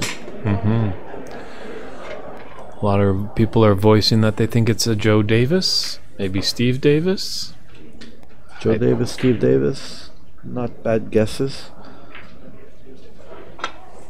Now don't give the same hint you gave last time. Good out there. But I can correct them when they're wrong, at least. Can I do that? Yes, you can. Because you could tell them what year it was done, if you remember. Replying to Raphael that this was the first at the Crucible, but the first real televised one was done by Steve Davis. Unfortunately, they didn't get it fully on television as the camera crew had to stop for lunch and they interrupted the broadcast. That's right. Congratulations to Renat. So we're all square at 2. 2-2. An important 5th frame coming up. Absolutely. Because whoever takes the 5th frame will be one away from winning the Canadian Open. Thank you, David, for the time. I'm going to send you back off to David number 2. Okay, thank you very much, Patrick, for joining us in the booth. Always good hearing your voice and letting us ask you questions of what's coming up. Always a Snooker pleasure. Canada Lore. Yep. And while they're just setting up here, Kevin and Patrick at the table, I just want to give some shout-outs. Real big thanks to Rob Decatur and all his great work that he's put on this weekend. Gord Moini, that is our tournament director. He's put a great job of keeping everybody in line. And Ross and all the great staff here at Monte Carlo Billiards. Hospitality has been fantastic. And my guests that have come into the booth with me, Robert Poof Poof, who's provided great commentary and great scorekeeping. Our good friend Rabbit, who gave some great insights and is telling us a bit more about the game up in Sudbury. Our 3 referees, Kevin Patrick, who you see on the screen right now, Jim Jack, who was in yesterday, and Larry LaSalle, that was in earlier. All the players who participated in the tournament really put together a great event there. And these great viewers that are out here tuning in to all the great snooker action. And he's back, my partner in crime in the booth, my fellow David Putty. Thank you. Back. Thank you all. I actually got to watch that whole frame live and in person on the table. We're seeing small things coming in. These guys are both getting a little tired. That is true. The only problem, Patrick left, and I'm not sure when I'm allowed to give the answer to this trivia question. Yes. We can ask him now. He's right behind us. There he is. Mr. Gigi, when am I allowed to let the viewing audience know the answer of this question that you have posed them? Because it all happened in 1948. Well, they can guess what country the player would be from. Okay. We all know where snooker certain countries are more popular than others. And then you can let them know at the end of the frame. Sounds good. 9. Yeah, we'll give you half a point if you know what country the player is from. But for full brownie points, I want to know who exactly it is. And being the 5th frame tied at 2, we're not going to see a winner. So when there's a little break after this frame, 16. the drums will roll, the answer will come. I don't even know what the question is. Who was the first human being to make a maximum break, a 147? Oh, look at this. Vernoye, 16.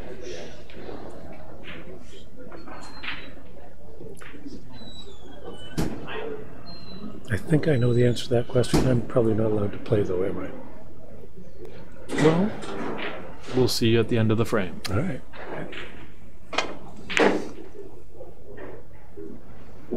Here's a great shot.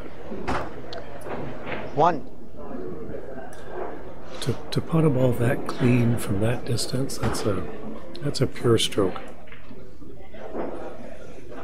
Yeah, hopefully Renat can build on the momentum of winning that tight frame in frame 4.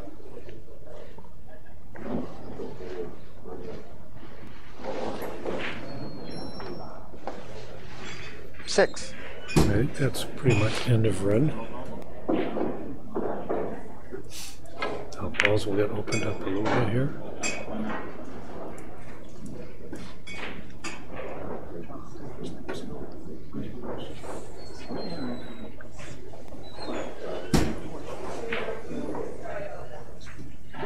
So as we've said many times before this weekend, the odd frames are the important ones to win. This is a big one. Because especially in the best of 7, it's the one that keeps you in the match, or the one that brings you closer, or gives you the lead. But the even ones are not less important because you do need them. Obviously, I'm just going to go out and win all the odd number. No, that doesn't work.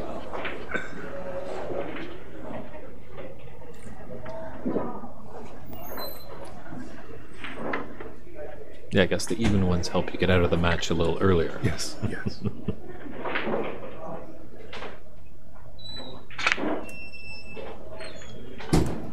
Four.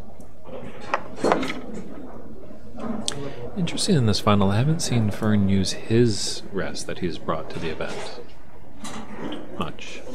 Quite often he puts it on the end of the table. That may be his rest. But using it in the match. I haven't really seen him use it that No, that's what I mean. Maybe he puts it underneath the table. Like that rest at the back, I think is the my mind just went blank. The swan.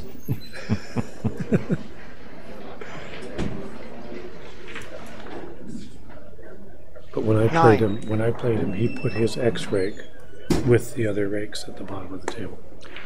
Yes, I did notice that, but I was away for a couple of frames, so maybe he pulled it up when you and Patrick were having a good chat.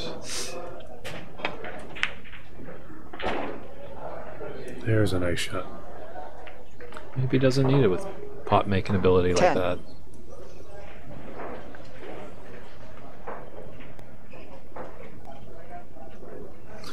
It was an unfortunate shot that Fern played where he didn't make it to the brown on the roll up. Brown? In the previous frame. I see he's making sure he gets to it now.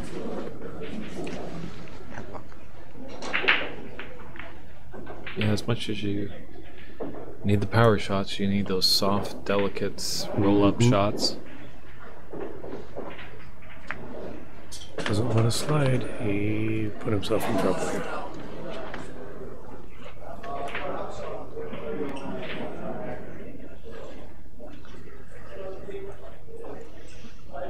So being a big man... There he's using his wrist. Okay. So he's now using it. I'd like to ask him, because sometimes... I think in that match that he played you, he was using it all the time. Yes. In this match, he's kind of going back and forth between the house rests and his rest. One. So he'd be looking here, I think, to make this black and have the cue ball come off the top rail and go directly into that pack. And the way it's set up, it looks like it might break up pretty well for him if he gets to that lead red. Oh, but he froze to it. Yeah, swipe of the cue with unhappiness. A swipe of unhappiness? Usually what happens when I'm at the table. I was wondering, with you always a lover of the rules in this game and your coaching and all your things behind the scenes, did you get a chance to measure the pockets? Because our friend Mark White I haven't is measured these pockets. Leo is our friend Larry LaSalle happens to be standing here. Did you measure the pockets? our 8 scored. referee who did the semifinal match, Larry LaSalle, is standing behind us.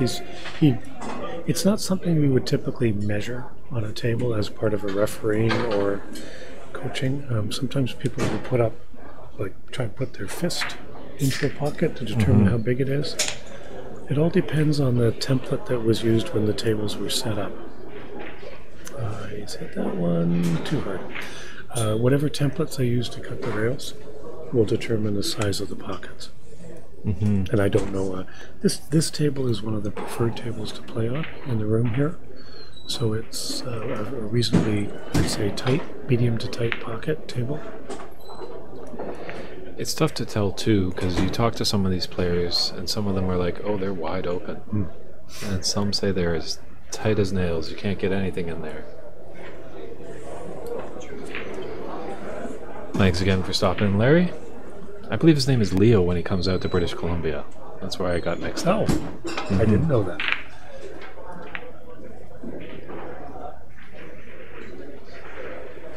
There's another good safety, getting everything back and cue ball back to the bulk cushion. It was a little hard, but it's still keeping Fern under pressure.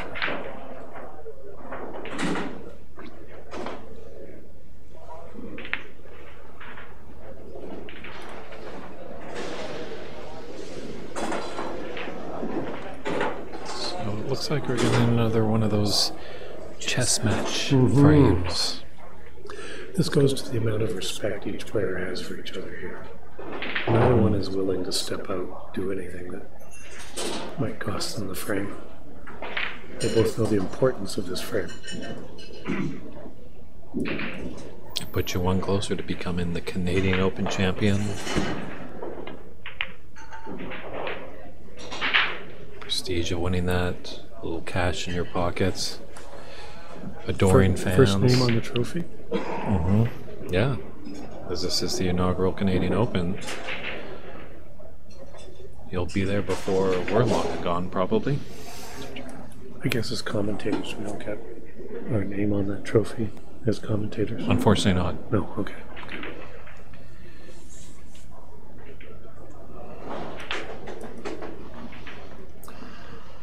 This is a challenging one for Fern here because if he takes the cue after he makes contact with his object ball, if he takes the cue ball down the right-hand side of the pocket or the table, he takes a chance of running into those 3 red balls. So he needs to be very careful here.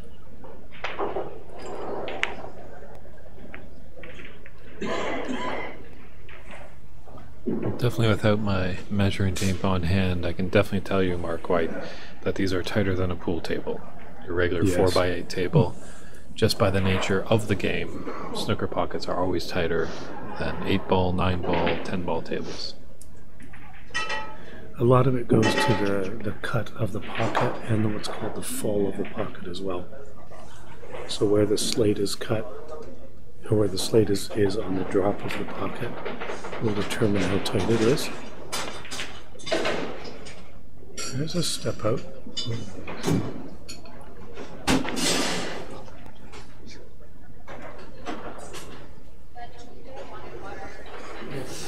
All you have to do to really notice that is if you look at a ball coming up the rail, if it hits the near side horn, it very seldom will it go in. Whereas if you notice on a pool table, a lot of players actually play it off the side rail because it catches the cut differently as it hits the top rail and drops in. These pockets are not as forgiving as that.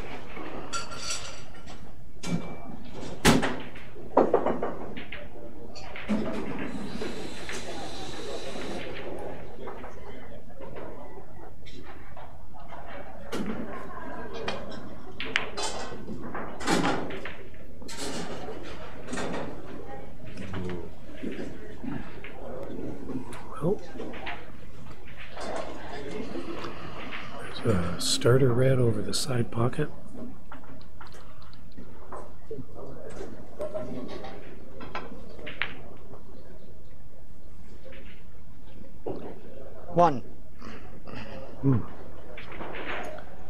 Certainly went further than he might have wanted it to.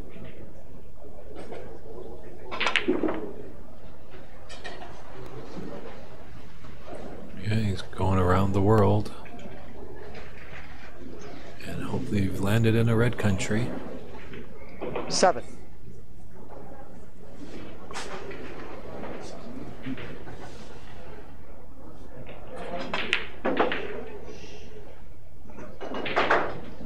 Eight. So for an adding to his lead here, this will give him a 42-point lead. And that is up on the scoreboard. 14.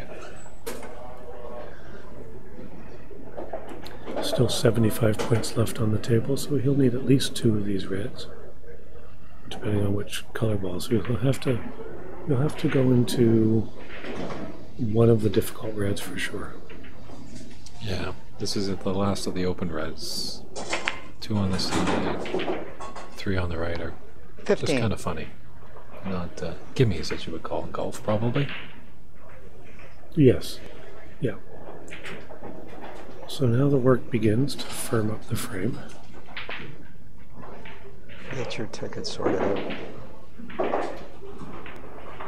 But this pink and a red and another high color, and he will be beyond. How did he do? I think he has 1 to the side. 21. Or possibly. Yeah.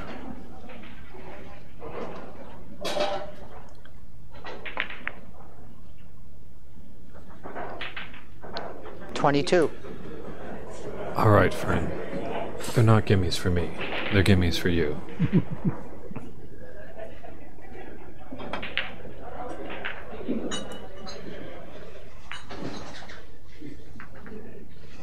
Ooh. These are dicey ones. He has 28. a 50-point lead. Sorry, 56-point lead. And this red, there are 59 points left on the table. Mm-hmm. This is not an easy shot in the side. You're trying to slide it in a very thin opening. Nor is it easy into the corner.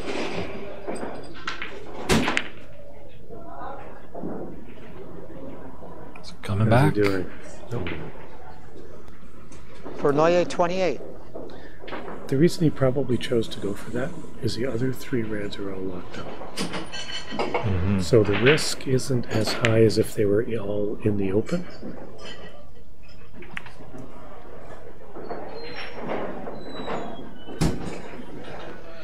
Yeah, just because if you miss that little sliver of a cut into the side, it's going to stick around there. Yeah, absolutely. It would have been right over the side pocket if he had missed, which would have been an in, but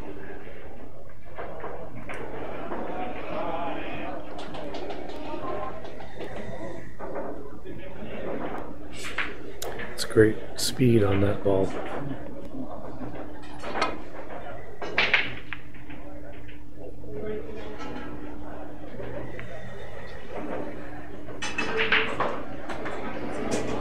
Again, great result, leaving Fern right on the bottom rail.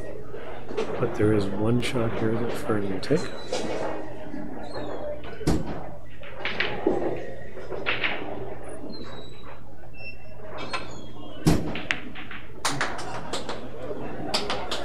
It's very nice. Great pot. 1. Didn't go into the pocket there. So Fern won't try and do a lot with this cue ball, just make certain of the pot.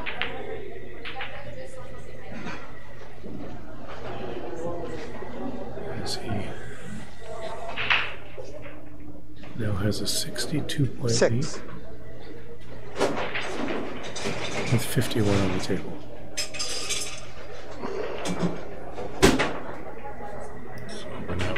Three snookers. Hmm? Or now we need 3 snookers. Yes.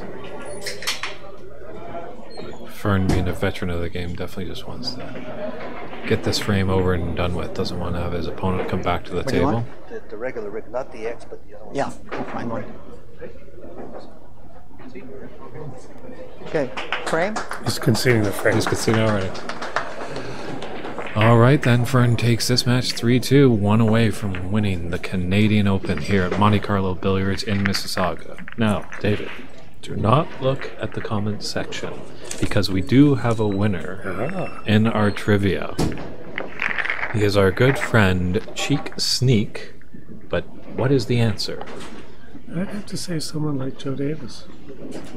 Unfortunately, it's not Joe Davis. Okay. It happened in the Belle Province of Quebec in Montreal by a Canadian named Leo Levette. So, Cheek Sneak, well done. I don't have the power to give you any great prizes or anything like that. But how about maybe a round of applause? we can give you a round of applause. More of a golf clap. But maybe if you're online, well, you probably are because you're watching the stream. Send an email to info@snookercanada.ca and maybe old head office can wrangle something up for you. Or maybe we're just doing it for fun. And the answer to your second question was? You had a second question. I did. I feel I needed a guess from our president, Patrick Gee, because it kind of stumped him a little bit. If he steps back in, we'll run that by. Mm-hmm. David asked me this question yesterday, and I guessed right. I had no idea, but I threw out a guess and got it right. Yes, the question was, how many World Cups of snooker has Canada won? You know, if we don't see Patrick, maybe we'll give away the answer at the Richler Cup. During the live broadcast. Exactly.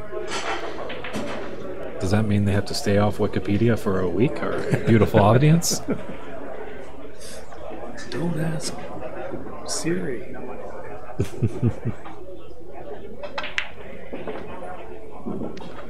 One.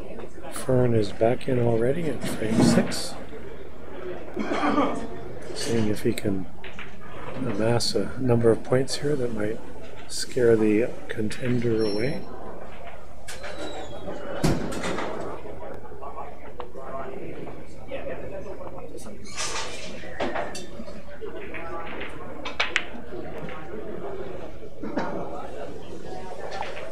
Played perfectly. 8.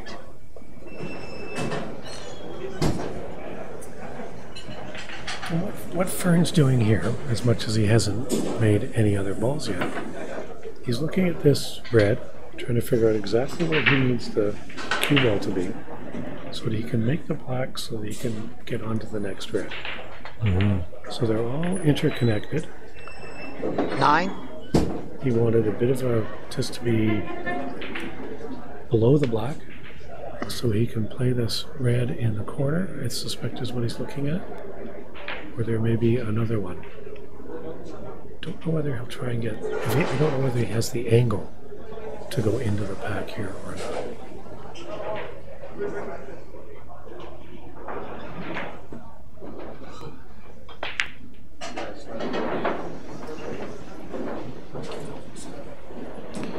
No, I kind of wonder, does that loose red 16. outside the pack, does it slide by the pink? On the left? Into the, yeah, into on the left, corner. into the middle, or is it Into down the for the corner? He's missed that one.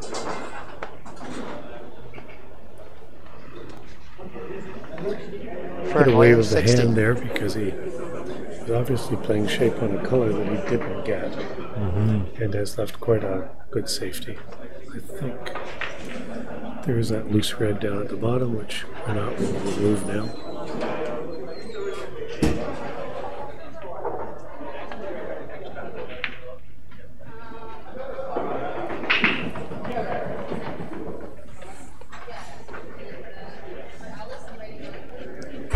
Looks like a possible snooker on all reds, or maybe that one on the left he may be able to get to. Fern getting a nice gently tap on the table, acknowledging a good shot by Renan.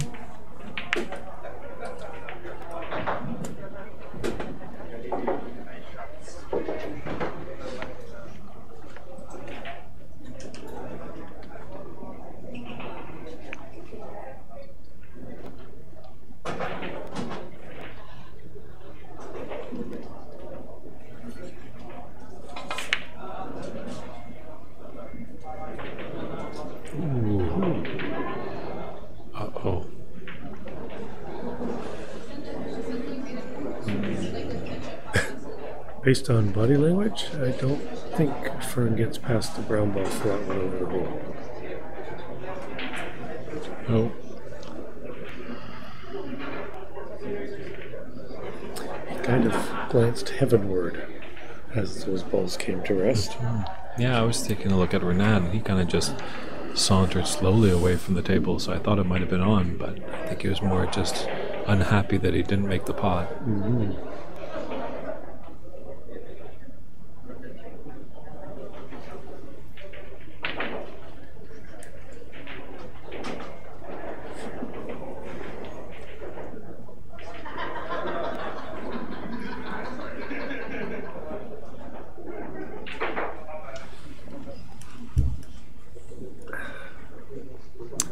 So Patrick's in a...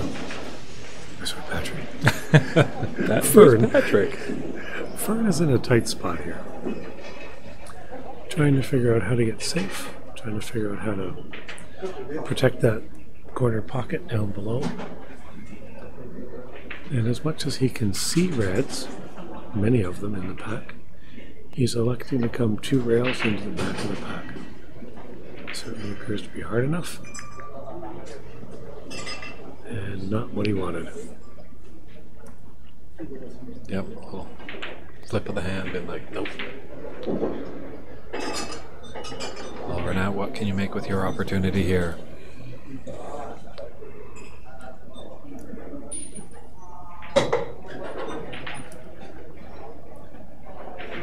Checking the angle here to make sure that he doesn't leave himself in the back of the pack if he just draws it straight back. Oh, got around it. 1.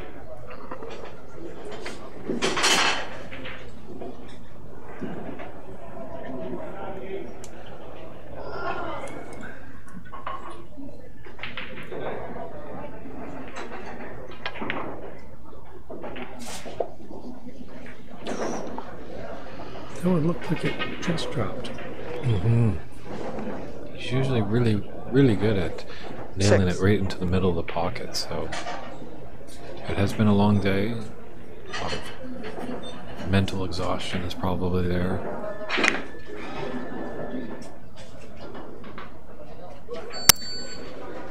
That might be 7. That might be good enough for that brown.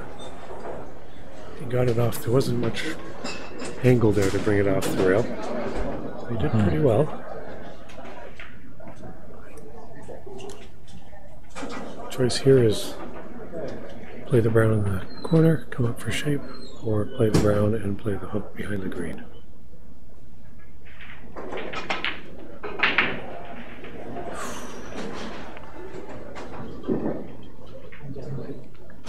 Renat Danka, 7. Well, I think he'll be okay there. He hasn't left anything easy on for Fern.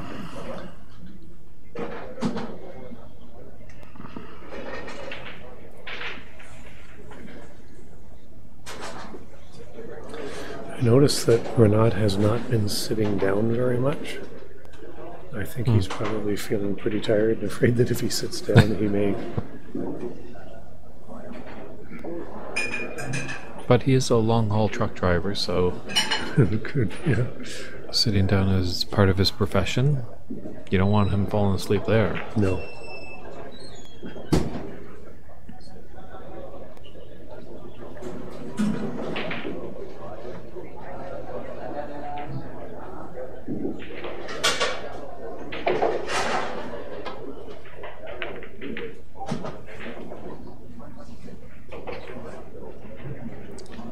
I always like those shots. Fern's last shot, when you kind of go into the pack and roll up into bulk, it kind of pushes the pink out into the open.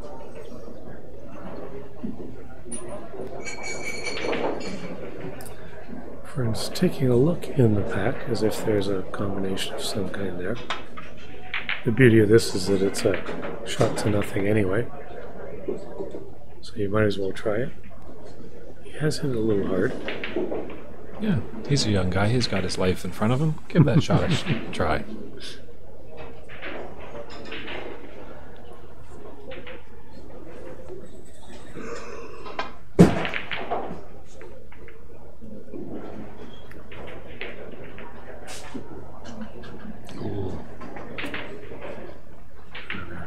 fortunate he got off onto the bulk cushion with the cue ball, but I think he wanted to just slide by that. Slide in behind the yellow and brown was the target, but it also took the pace off the ball, which was left it tight to the rail when it kissed the yellow.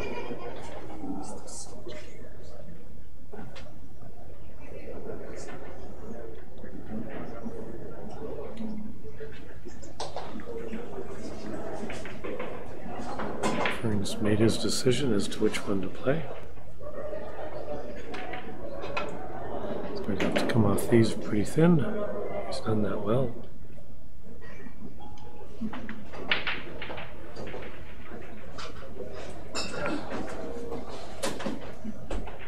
I think he's left 2 balls on. Whether they're tempting enough for Renat to try or not, I'm not sure.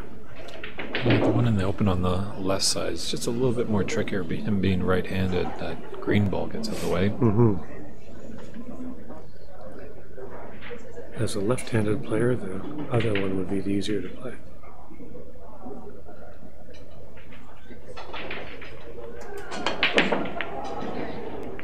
Oh. But he has been very fortunate here. Do you play much with your opposite hand, David? Not a lot. I'm a tiny bit capable. It has to be very easy shots over the hole that I maybe don't want to get the rest out for, but I can't control the cue ball.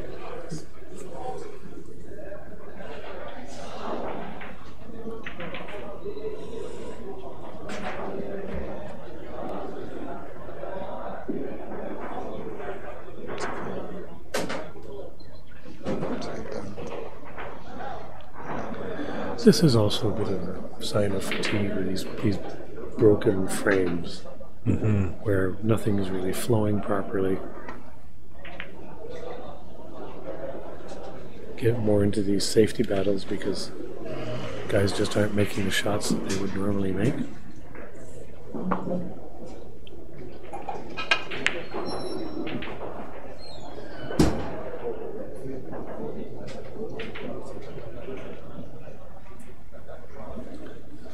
Now we're starting to get red balls on the rail again. So this could turn into a longer frame.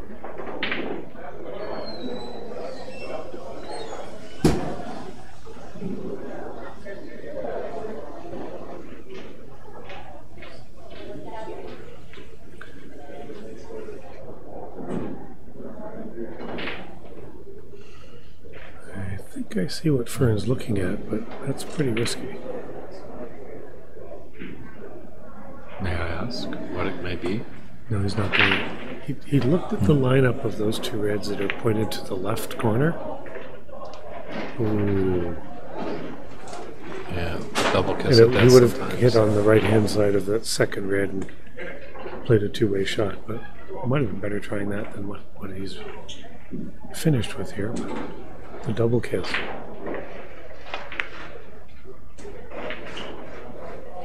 Ooh, just 1. Yep. 5 hours ago, those would be in the heart of the pocket, without a shadow of a doubt.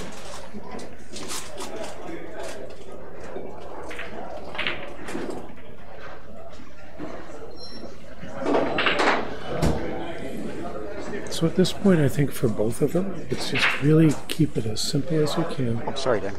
6. Stay within yourself. Don't do anything fancy. Make what you can.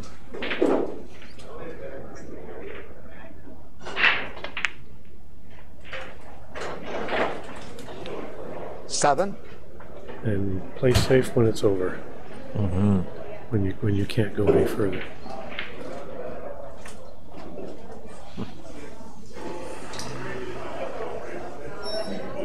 Fern can't stay in his seat either. That's right. He's not even wanting to look at the table.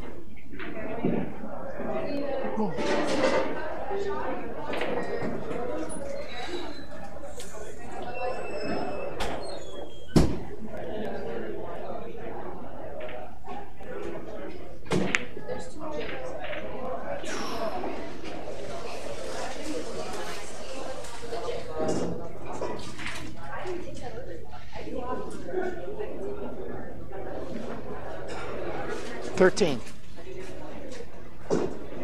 Well, there are a few simple shots here if you can just execute them. 14. There's a drill that you do in practice called the pink ball drill. And you just have balls usually in straight lines around the pink ball. And it's just a series of stun, draw, top. And that's pretty much what he needs to do here. If he ran 20. A few of these together. Just checking to see if something passes there.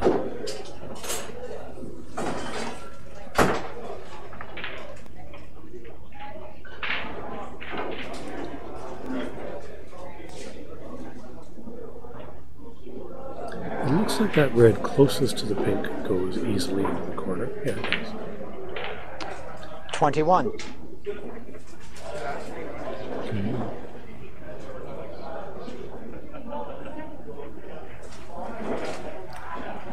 Well, now, he may need the rest to make the black here. I'm not sure if he can reach that on the angle it is. He certainly does. Oh, that's a pretty tall guy on the tour.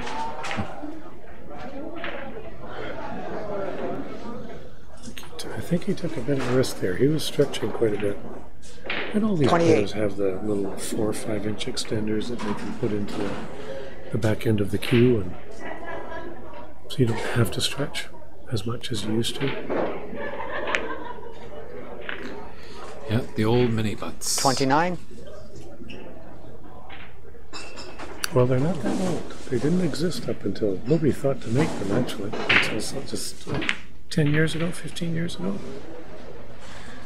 Yeah, it's because it's not all the time when you need them at the table, but there are a few situations 36. where after they got invented, I'm pretty sure all players were like, where were you my whole life? 37. This break's definitely going to help Renat's confidence for sure.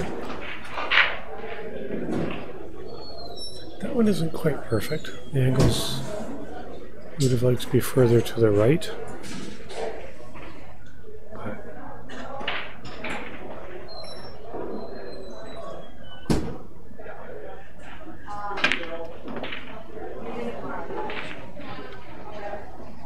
did he get across?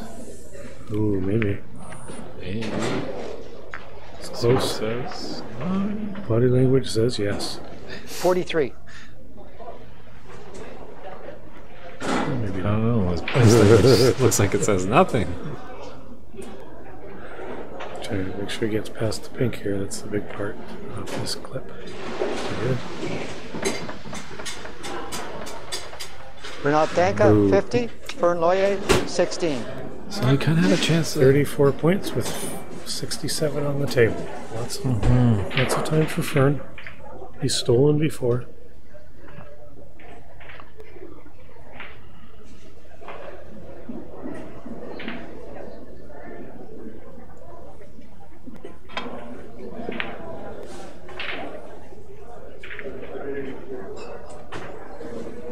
Look out.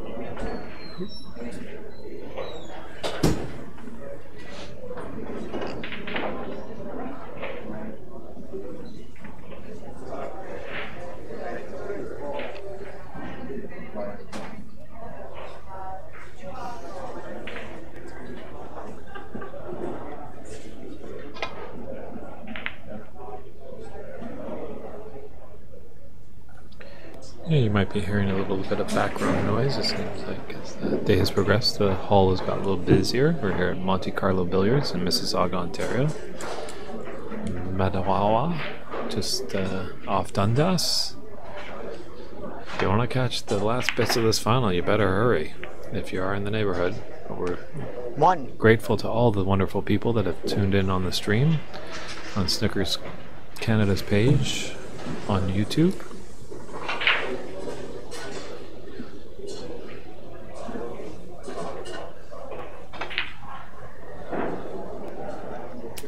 Nice. Oh, very nice. Creates at least one shot for Fern. 7. Because that looks to clearly past the pink end of the side pocket.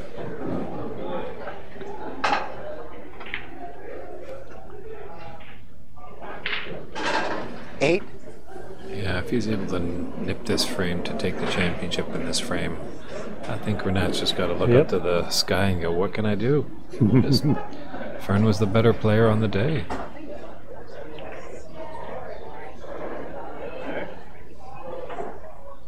Missed a whole bunch of squares.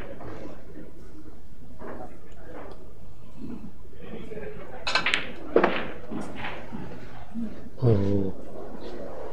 He was trying to nudge that red on the way by. 14. So, maybe not this time. He's plotted a bit closer. Yep.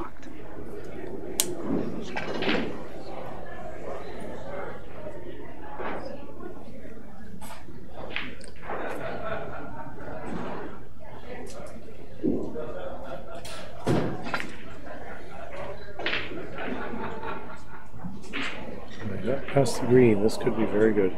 We got to hold off for the scoreboard's all screwed up. Hold on a sec, the scoreboard's all messed up. We just want to get it sorted out.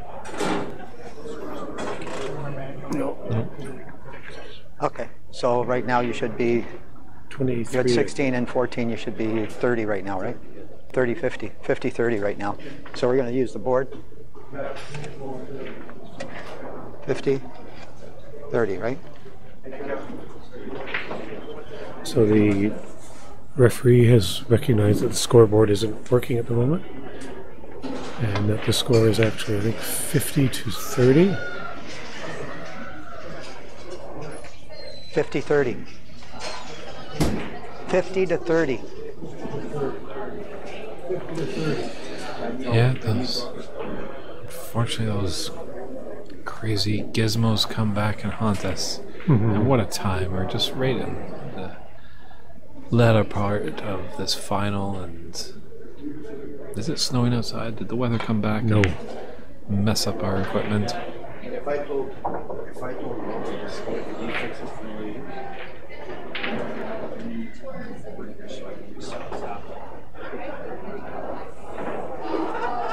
So our tech director is going to try and reset the scoring tablet as it exists. But for the moment, they'll use the scoreboard on the table. And it's nice that we have Kevin there. He'll be shouting at the score. Yeah. The referee always keeps track of the score, even if there is technology. He's calling the score as the run goes along.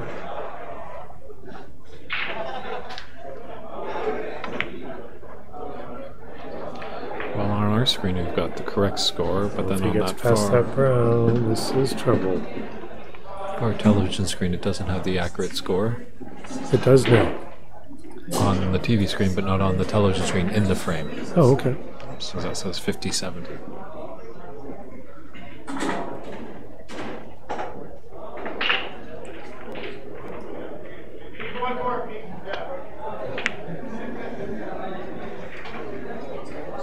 Speed is critical here.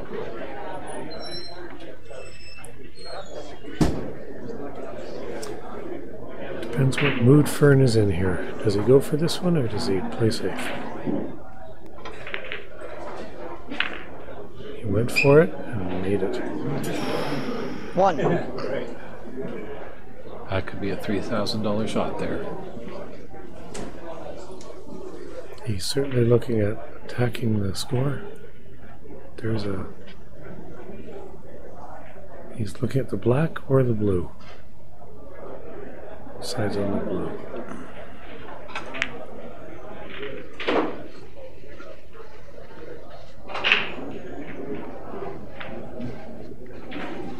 That's going to be really nice. Have to go up and down the 6. table there to get on the red.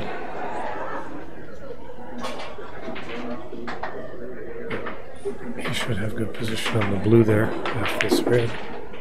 7. Just to move the cue ball over to the side rail. He may try and break it out, depending on how comfortable he is with the angle.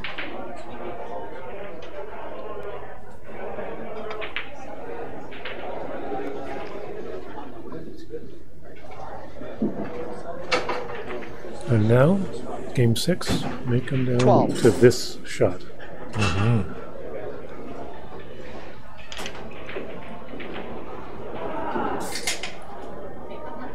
Again, our scoreboard is behind.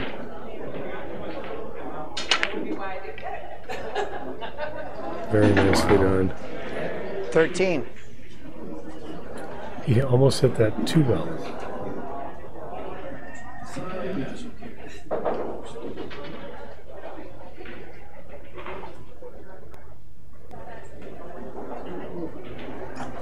Just figuring out how to best get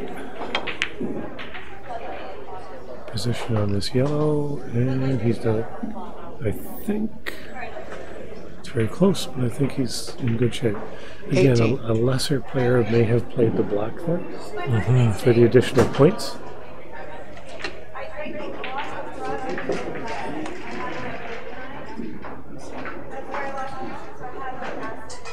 Yeah, I just don't know if Renat's going to get back to the table. We might be keeping the Canadian Open in Canada.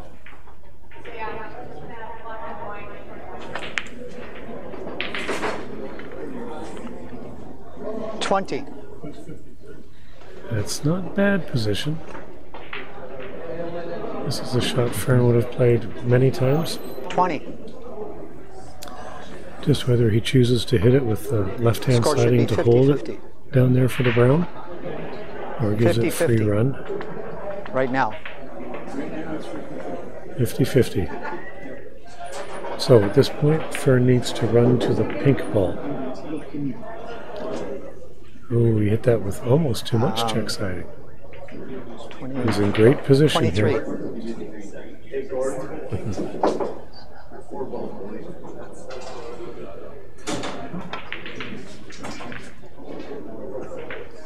And he's in great 27. position again. Fern 2 balls away from The becoming Canadian champion. His wife is in town with him this weekend. 32. It's a nice She'll be bloom. celebrating. She'll be celebrating with him if this pink goes into the bottom of the pocket. Eruptive applause will happen. Here we go. And that's frame. Fern Lloyd, there he is, your Canadian Open champion. Little fist pump there in celebration. Definitely well done, Fern. Not to discredit Renat was a great Dankar match. any It could have abilities gone either there, way. but I believe we're going to keep on the stream correct because we're going to do the trophy presentation and we'll hand it over to Gord. This is David Burney. Mr. Burney, David thank you Putty. very much. This has been fun again, and we get to do it next week again. Yeah, we'll see you all in Red Deer, Alberta. Good night, everybody. Bye-bye. Bye now. Could you sort out the stuff? With Patrick? Yeah. Well, yeah. And thank you, Rob.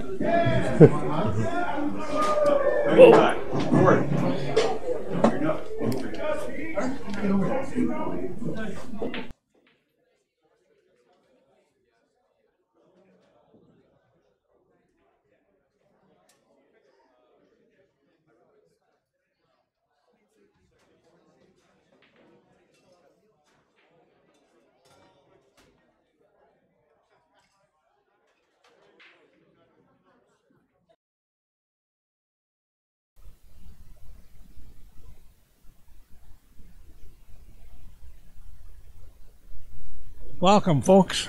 That was quite a show. Well, we boiled it down from the 48 players to 2, and 2 of the best players that we've seen in a long time. So, I have things to do tonight. I want to thank very much people like Rob Decatur, our commentators, Dave Burney and Dave Putty, who you don't see, but they're on the air all the time talking to the audience. Sponsors you can catch up on later. Take a look at this. I mean, you can see it again whenever you want. Now, the voices you heard, as I say, are the commentators, and they tell a whole different story. In fact, I think they tell stories on me at times. We keep watching our website for future notices about what we're going to stream. But tonight we have, obviously, 2 great players. And I'd first like to ask up our runner-up, Renee.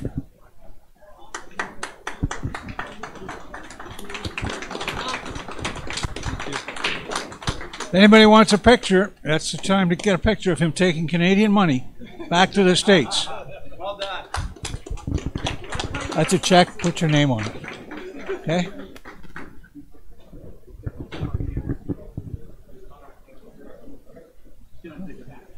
Okay, get a picture.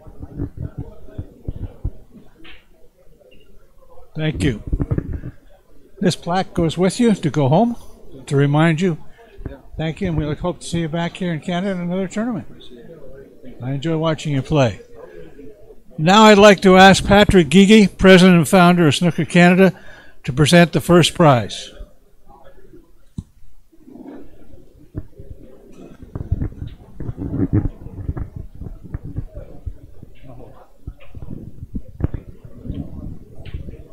Okay. Ladies and gentlemen, your 2018 Canadian Open champion from Sudbury, Ontario, Mr. Fern Loyer.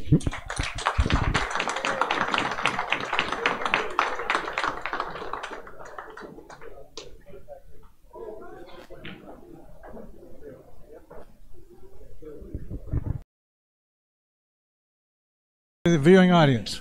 Well, all I have to say was a tough match, and congratulations for my runner-up. Very good player, and well-organized tournament, and venue was fantastic. And all I can say, I played well, and hopefully I'll be back next year.